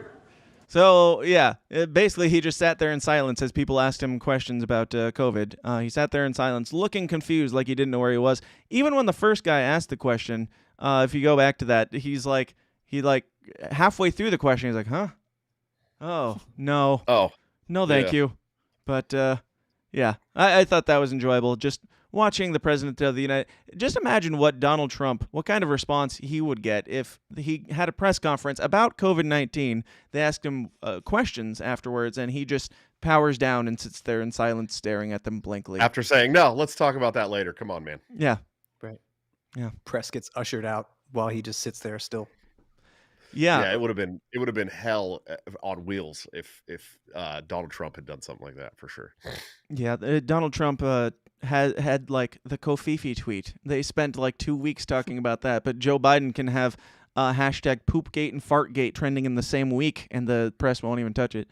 Which to be fair, I still talk about Kofifi though. That's one of my favorites of all time. It's great. We should be able to talk and laugh about it. I don't have any problem with him lambasting Donald Trump for 4 years, but it's just pretty telling when you've got a guy who can't get through one sentence, reading it off a teleprompter, sitting in a chair in front of like a room full of people, small room full of people. He's our leader. Can't handle that teleprompter, but he's gonna be the strong leader we need.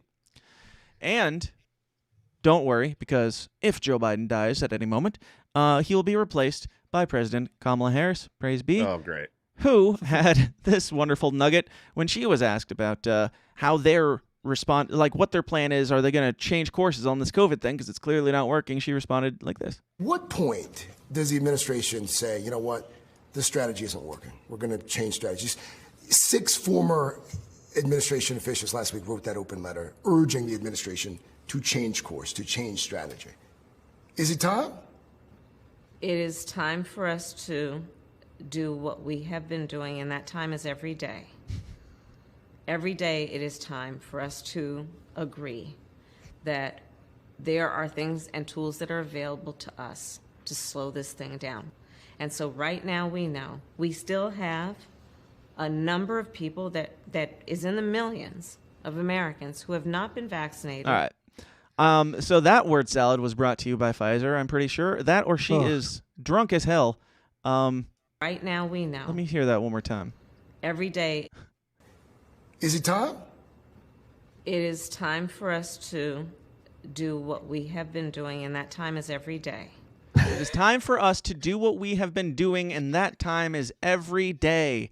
I just figured it out. I figured out who Kamala Harris reminds me of. Late stage benzodiazepine Paula Abdul. That's who she reminds me of. It's do you remember when she would give her feedback on what is it, the American Idol? American Idol? Yeah. And she didn't make any sense, and she was like slurring her words, rambling, and shit. And seeming like she's drunk and coked out of her mind. That is now our vice president. Yeah. Yep. Exactly the same person.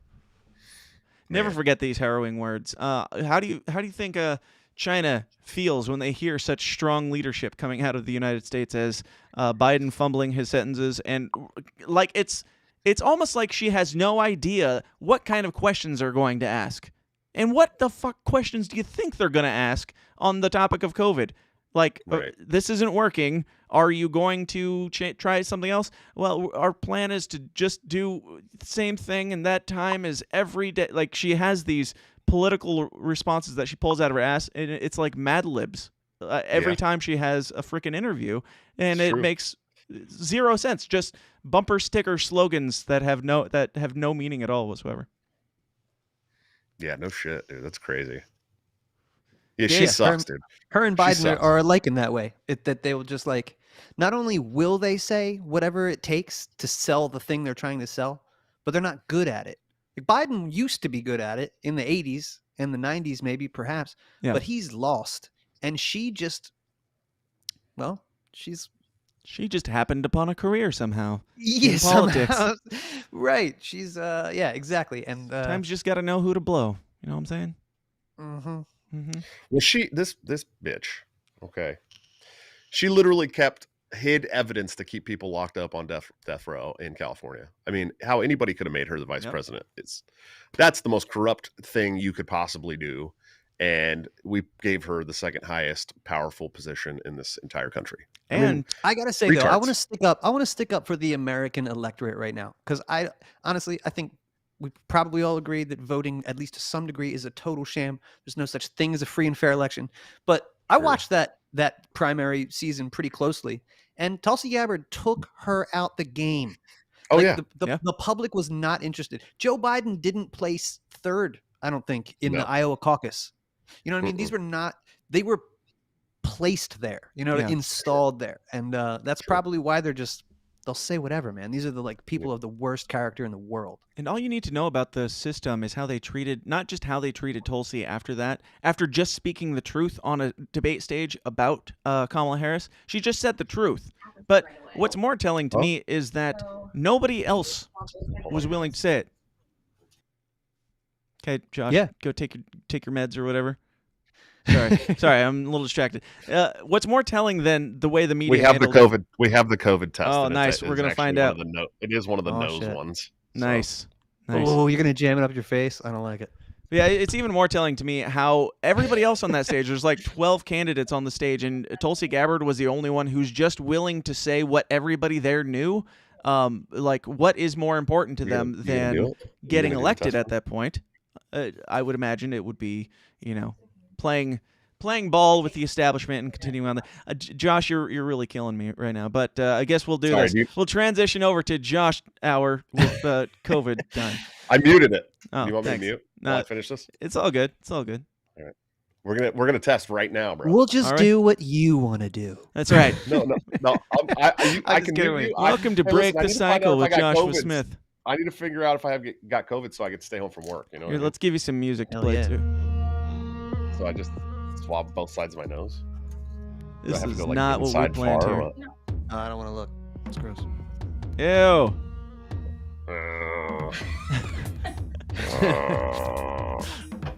Cece's uncle has it for the second time now. Happy Really? 300 episodes, you guys. This is what we, after all this time, this is what we came to. 300 burns. episodes ends with Josh Smith sticking things in his That nose shouldn't burn. You know what I mean? That's weird that it burns. to find out if he gets to go into work tomorrow. Yeah. We're about to find out. How long does it take? Do you know? Up to 15 minutes, I think. Oh, geez. Well, fuck that. Cool. Well, any last words, Josh, before you die? No, I don't know, buddy. I just don't know. All right, cool. Well, it might. Are we sure that's all I have to do? It might make you feel a little better about our presidential situation to know that Hillary Clinton is currently teasing at running for president of the United States in 2024. She could do it. You think she could? Yep. Because they're going to get that's. Have you? I think noticed she's that all- going to, no doubt. All the Democrats right now are pushing for voters' rights. What that means is they want universal mail-in ballots, and they're going to cheat forever. Mhm. And that sure they'll put her up because she'll. You know what she'll do? Say exactly what needs to be said. She'll lie her face off, and she'll do it better than Joe Biden and Kamala Harris. So, yeah, I think there's a real possibility of that. Yeah, but she's old as hell now too, and she was falling over and collapsing. Lest we forget, in 2016, she was passing out in these squelching 69-degree weather 9/11 celebrations or whatever you call it. She was passing out and falling downstairs and stuff long before Joe Biden was. yeah. So, do you think she'll? You're right. Do you think? I don't know. Are they that stupid? Nobody likes this woman at all. That's who it requires. Yeah, I just think that it's a race to the bottom, and things continuously get worse. I'm not saying it's a exact judgment on the president, but yeah, there's a steady race to the bottom. So yeah, it would make sense that she comes next since she's the worst. Just leave her peeking over your head there, Dave. Mm-hmm. Staring, judging, Just watching her That's watchful Dave's eye. favorite. He loves her. Yes. I heard he has a tattoo of her, actually. That's right. So, Right above my heart. I am curious. Pete Davidson allegedly got a tattoo of Hillary Clinton and allegedly got it removed after. Is he going to get it reapplied when she's running in 2024? Yeah, right. Oh, God, who knows? He might. He may. I mean, have you seen it? He's got really shitty, bad tattoos all over. Yeah. All over himself. I mean, it's really bad. But if you've can seen you- that movie about the semi-autobiography movie that they put out No. with him that he acted in. Oh, yeah, about him. Staten I thought you Island. meant about Hillary Clinton. Staten Island. Yeah, Staten Island. Yeah, I've heard that's of it. where I he's don't from, think I've not seen Long it, though. Island. Yeah, that's that. He takes his shirt off in that movie, and that's his legit tattoos. It looks like a fucking kid scribbled all over him. Yeah. It's really bad. So, Uh-oh, if there's Hillary there's a line, does... boys. If we in? Do we have news? Not yet. Still looking here. You came the soundtrack though, just in case. This is intense. This is the most intense episode we've ever had. Tune in next We week. see the to see if it control. tops We it. see the control line, but no, Will no Dave sample line yet. Will Dave Smith take a COVID test on next week's episode? Just cause. He won't be. No, because he's a coward. Remember? That's right. He's scared. Yeah. He's scared of that vaccine. That's why he doesn't get it. There are some rumors going around that I saw recently that actually I think one of them is in one of these phone calls. So let's play another phone call or two. I don't want to spoil their joke because that might be where I heard this. But here's this somebody. is Clint Russell from Liberty Locked In. Just wanted to see which one of you is my father, because I need mentorship and stuff, and it's definitely one of you two. So, Joke's on you, son. There's 3 of us dads here now. Yeah. We're all your dads. We're all your dad, Clint. You've heard of my 2 dads? Welcome to my 3 dads, motherfucker. And none of them are the one that you wanted. Sorry. Thank you, Clint. He said absolutely nothing about the 300th episode, but I felt like it was worth a share. But thanks. Clint. I fucking love Clint, by the way. He's literally one of my favorite dudes. And I've hung out with him in real life. He's just fucking he's exactly that passionate in real life as he is on his show. For Sounds sure. awful. Yeah, he's a great Sounds guy, man. exhausting. I'm a big fan. Well, let's do a couple more here. Yeah, this message is for Dan Smots of the System is Down podcast. That reminds me. I meant to say in response to Brian McWilliams earlier, he said, why don't you use your last name? Dude, I didn't use my last name before I had this show. I don't use my last name in my business or in real life. I sign checks with my fake last name. I'm not hiding anything. It's not hard to find. And if you find my information to dox me, it'll probably have my last name, my fake last name on there because that's Wait, is what your I do. last name not actually Smots? Don't worry about it. Damn, dude, my heart's broken now. Yeah, if you guys want to know Clint's last name, send me $30 and I'll give you that and more. But yeah, no, it was like Smots was a nickname that I had in high school, and I just kept it. Like my nickname was just Smots, and then I just made it my last name and use it in business and all that. It's whatever. But I sign everything, all the legal documents I sign with my fake last name too, so that makes them completely null and void if anybody comes down to get me for that. Josh, you got any news? You dying yet? Still no second line yet, buddy. So gotcha. All right. Maybe it's not the coof. Yeah, this message is for Dan Smots of the System is Down podcast. First of all, I just gotta ask you, how in God's name did you manage to run such a shitty show for 300 episodes? That is 300 weeks of this utter nonsense of such a white supremacist, there you go, misogynistic, sexist, racist, bigot, boorish man. Completely, utterly useless nonsense for 300 weeks. How the fuck did you pull this off? I don't know. Do you not have anything better to do with your life, sir? No. Anyways, all that to say, anyway, don't quit your day job, because good God, 300 episodes, that is something that I don't even want to live in a world that allows a man like you to run such a shitty show. Write it down next time, bud. Weeks. Jesus fucking Christ. Get today, Junior. Good job. Bad job. Whatever. This is Craig of the Break the Bell podcast. Your brother. Oh, okay. Yeah. That's your brother. I was gonna your say, bro. Okay. he should have gone the Richard Longstreth route and wrote down his entire speech, Yeah, so dude, he could get it all in. fucking write that shit down. Jesus. I was like in my head, I was like, I'll tell you how he's done 300 episodes by being able to put together a complete fucking thought in under 30 seconds. Jesus. If you guys want to hear more of those very coherent thoughts, go follow the Break the Bell podcast over at whatever they're at now. But thanks, Craig. I appreciate it or something. Yeah, so there's that. I think there's another one here that might be of relevance. Hello, Mr. Smots. My name is Donovan, and I am calling from www.moremidgets.com in regards to your current subscription that you have with us. I just wanted to notify you that your current order of midgets in Paris is no longer available, and we'd like to offer you a solution or a substitution for that purchase. The solution is more. Let us know if one of these titles sounds interesting to you as a good substitution. We currently have available Midgets on Ice, Midgets on Natural, and Midgets on Midgets on Midgets. If you could call us back at your discretion, our phone number is 1-800-MORE-MIDGE. That is 1-800-MORE-MIDG. If one of those sounds good, otherwise we will refund your money in full. Please and thank you for being a valuable customer of www.moremidgets.com. Thank you. Goodbye. Yo, that was some good customer service, man. Yeah, not bad.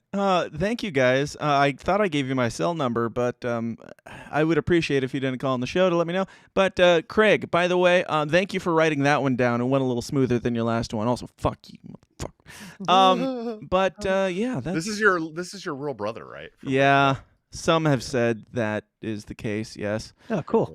Yeah, I guess. Speaking of retards, Donald Trump had a rally and shit last week or this week or so, I don't know, who cares. That's the level of professionalism we have here. But he came out and said some Donald Trumpy things. Did you guys catch any of the Donald Trump rally? No. Josh?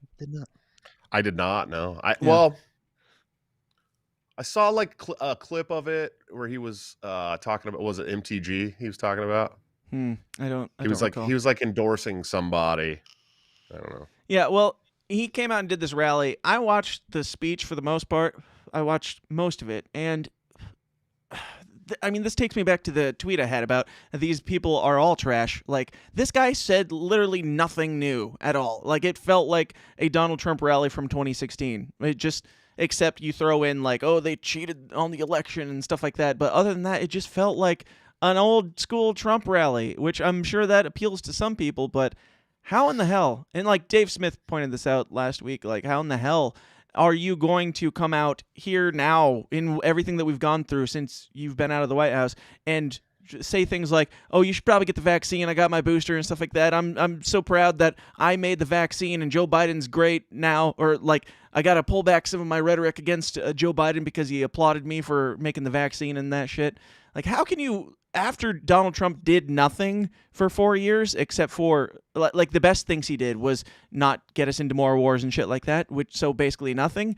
I don't understand, like, what the appeal even is anymore if he's not coming out and addressing the current tyranny that we're in, that he helped set up and establish, that he passed on to Joe Biden. But I don't know.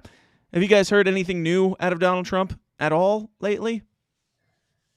I have not, except for the vaccine thing. That's all I've really heard anything of him from at all. So, yeah. So we'll watch a couple clips from this. Like, these are just short, like 1 minute clips from MSNvideo.com or MSN.com, so you know it's legit. But these are just some of the stuff that they pulled. There's literally almost nothing here. But let's watch, so you know.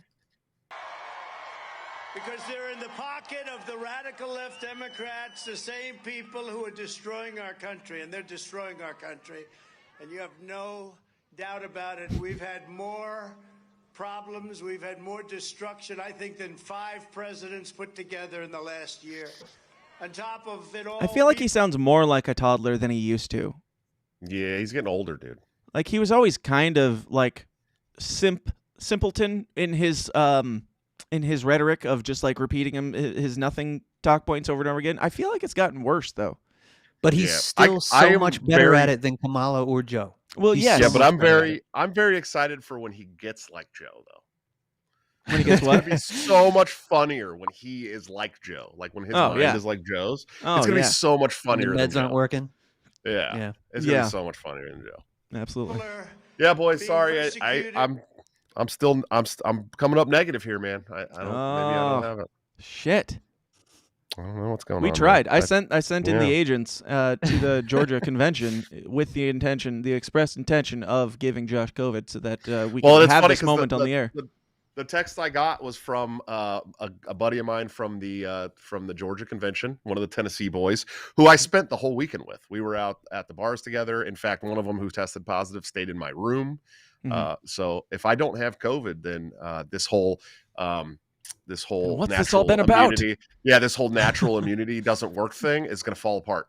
Right. You know what I mean? Yeah. So. Yeah. I don't know. Like, I'm just so over it. Like, I feel like it is pretty bad this time around. Like I said earlier, I feel like I'm pretty sure I had it now. I'm pretty sure I had it the first time when I lost my sense of smell about a year and a half ago or so. And this last time that I had it, like, the sinus pressure and the headaches and stuff was worse than I don't know. It's worse than what I remember from last time. But at the same time, when you're going through it or when it's fresh in your memory, it probably seems like you probably remember it much worse than it was. And then as time goes on, you don't remember it being that bad. Also keeping in mind, back when I had it the first time, we were still terrified of it, and we still didn't know much about it, so it was a little bit more concerning back then. But now I'm just like, it's a bad cold, and it lasted about a week, and now I'm good, back to normal. And if you guys go back a couple weeks, you can watch it happen. You can watch the decline of me on the air as I, like, especially if you get into the after party. I'm like an hour into the after party, I'm like losing my voice and can't even talk, and then I'm like, all right, I'm done. And after that, for which I did like a 3-hour episode, which was a terrible idea. And then after that, for like 3 or 4 days, I'm like there was no sound coming out of my mouth when I tried talking. But there was the time that I'm almost 100% positive that I had COVID in 2020. It was January of 2020. I was flying in and out of San Francisco airport every single weekend, every weekend, all the way through March, actually. And I flew to Atlanta, and on my way back from Atlanta, I got an itchy throat. on the airplane, my nose started just draining. I got off the airplane, I got a fever. By the time I got home, I had the chills and I had to go to bed. So I went to bed and I woke up the next morning and I felt like I was dying. I got pneumonia for sure. I couldn't make it all the way up my stairs. I'd have to sit down halfway up my stairs. I was sick for like a week and a half. Then I had like another week where I was recuperating just like mentally and physically. My body was just like not back up to par yet. And then in the middle of that phase, I got like 2 days where I had some breathing issues and I could not leave the bathroom, dude. Like it was just water coming out of me for 24 hours straight. Out of all, and it was all ends. Yeah, and it was while I was at the Reno LNC meeting where we were looking at the spot for the Reno convention. And I remember because everyone's like, I'm like, dude, I love casinos. Like one of my favorite things. I love to go to, I like to do that stuff. And I'm at the casino. We're staying in the Golden Nugget. Gambler, alcoholic. Yeah, exactly. And everyone's going out to party and drink and gamble. And I'm like, I can't do it. I got to go to my room. So I went to my room and just sat on the toilet and went to sleep early. Woke up the next day feeling a lot better. Went home. Woke up the next day. Went away. Drenched in diarrhea. No, I was good. And so here's the thing. So that was like a 2.5 week stretch of me just having shit feelings, right? Just bad feelings. And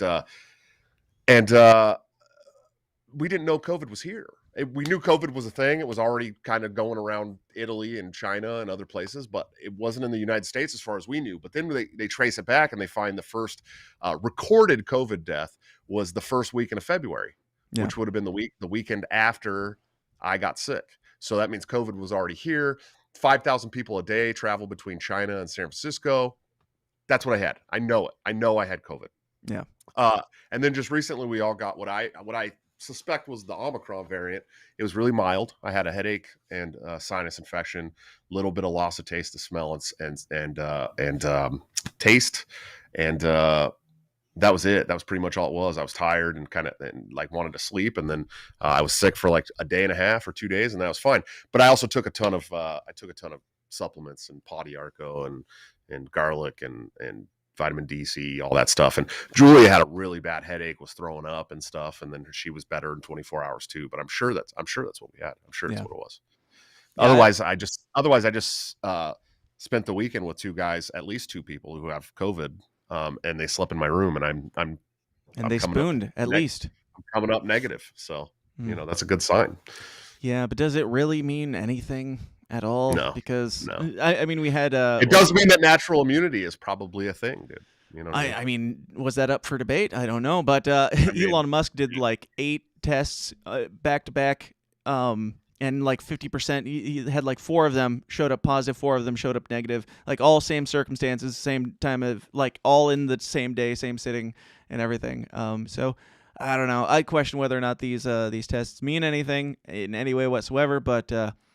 It's been nice knowing you either way, Josh, because if the COVID doesn't take you out, I'm sure the cancellation and that means censorship or whatever the hell is going to. If the home test doesn't work, bro, you should probably bundle up, go sit in a parking lot somewhere where I'm sure like a Walgreens or a CVS, parking lot, and just wait your turn and let them ram one of those things up your face. Try another. I'm not doing that. I'm not doing that. Right. I'll do it at home. I won't go get tested by those people unless I am hell of sick and like need to go to the hospital. You know what I mean? That's the only way it's happening. In all of this, I've only been tested one time, and that was when I went to your house, Josh, to go to the Dave Chappelle thing. There's too many Daves and Joshes and Smiths. Oh, you had to get tested to go to the Dave Chappelle thing. Yes, right? And I haven't ranted about that as thoroughly as I'd like to on the show because it doesn't matter that much. But yeah, it really pissed me off, and it cost me like $120 or something. And they didn't announce it ahead of time that you were going to need a test. They're just like, "Hey, come spend $50, and then you can go in," even though you just spent $250 to come here. And drove. Which really doesn't make any sense to me because I have never encountered anything like that in Des Moines. In fact, all of Des Moines has no vaccine mandates anywhere you go. Yeah, like I said and have hinted to many times, I was pretty disappointed with the Dave Chappelle thing because I mean, you go in and they gave you a mask that has a Dave Chappelle logo on it. I still have the mask; it's still in the package and all that. But it's like these guys were not against the regime. They loved they went along. They were sympathetic to all of this propaganda bullshit that's going on, and it was pretty, I don't know, for somebody like Dave Chappelle, who is so counterculture, or at least pretends to be, it's like, can you not see what's happening here? And apparently he couldn't. I want to give him the benefit of the doubt, but it seems like he's just a mouthpiece for him in some ways. He could be quite woke on some things every once in a while, Dave. You know? Yep. I think, dude, I always said that social media is like the best tool in the world for celebrities because it allows them to keep in contact, to talk with and interact with their fans without having to actually come in contact with them. Mhm. So I think that this whole COVID regime is just like, if you're closed off from society, this isn't going to be like really crazy for you. Yeah. So no wonder they're the ones that are, the influencers and selling it, or even just oblivious. Like a guy like Dave Chappelle is probably oblivious to like how this affects a normal person who walks down the street and has a normal life, Tyler wants to know when the Dave Smith reveal is. Tyler, just hang in there. Hang tight. We're going to get to Coming Dave soon. Smith any minute now. Don't worry about it. But the only other thing I wanted to bring up here in the main episode was Ann Coulter came out and said that she is turning on Trump. If you're not familiar with Ann Coulter, she's I don't know. I'd never paid. What? She looks like the Crypt Keeper. Yes. Not an attractive woman, but whatever. I'm okay with her. Okay. She's all right. Give me I always say that about $50 is $50. Kellyanne Conway too. That bitch got a bad rep. She wasn't that bad. She wasn't that bad as in Seriously, hot, or wasn't that bad as in what she did? Compared to like, I don't know. I just, Well, Josh was commenting on her looks. So are you saying that so Ann was I. Coulter is hot? Okay. I'm saying Ann Coulter would catch it, and so would Kellyanne Conway. That's what I'm saying. Jesus Christ. This guy's out here. This guy would definitely smash Jen Psaki for sure. No, that's disgusting. She's fucking gross. Now, what if Jen Psaki came out and turned on Biden like Ann Coulter's doing on Trump? Would you then find her attractive? That would make me horny. So I can't say. I don't know. I can't promise anything. Nice. But yeah, Ann Coulter was the one who wrote the book. What was it? In Trump We Trust. Like, straight up replacing God with Trump. Like, she was some of the most deranged supporters. But now Trump is coming out and he's kind of like poking around at Ron DeSantis for, of all things, he's giving Ron DeSantis shit for not telling people what his booster status is. Like, this should go to that tweet I said, where if you still like Trump when he's given, I understand it's all politics, it's all part of the game, but you shouldn't like somebody more because they're a part of the game in this type of way, where he's giving a guy who's being a good governor, giving him shit for not disclosing his medical information on this booster to people. Like, that should be a real bad precedent from Donald Trump for people, looking to vote for him in 2024. What do you guys think? I think that Donald Trump isn't anything close to what he was in 2016 because he doesn't have Cambridge Analytica telling him every single thing to say to rile up the base and get the right stuff. Because again, just like Joe Biden, like your tweet alludes to, these are all the same people who will say whatever the fuck it takes to get it done. This is the art of the deal. So yeah, when you leave him, I mean, he's really great because, like Doc Brown said, like, no wonder your president's got to be an actor. He's got to look good on TV. Like, this guy understands the TV and the dynamic there and how to like rile people up, and he can just go on autopilot.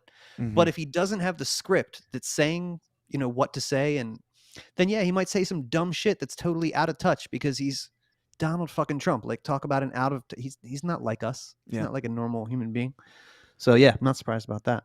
Yeah. I mean, the times when they took the biggest offense to Donald Trump was when he just came out and accidentally told the truth. Like, that's where they draw the line. Like, you can come out and you can say stupid shit and whatever. We'll give you a little bit of a hard time no matter what you say. But if you come out and tell people, that we're dealing arms to terrorists, stuff like that, if that just slips out, that's a different kind of story. But this is the tweet from Ann Coulter. She says, exclusive, Trump is demanding to know Ron DeSantis' booster status, and I can now reveal it.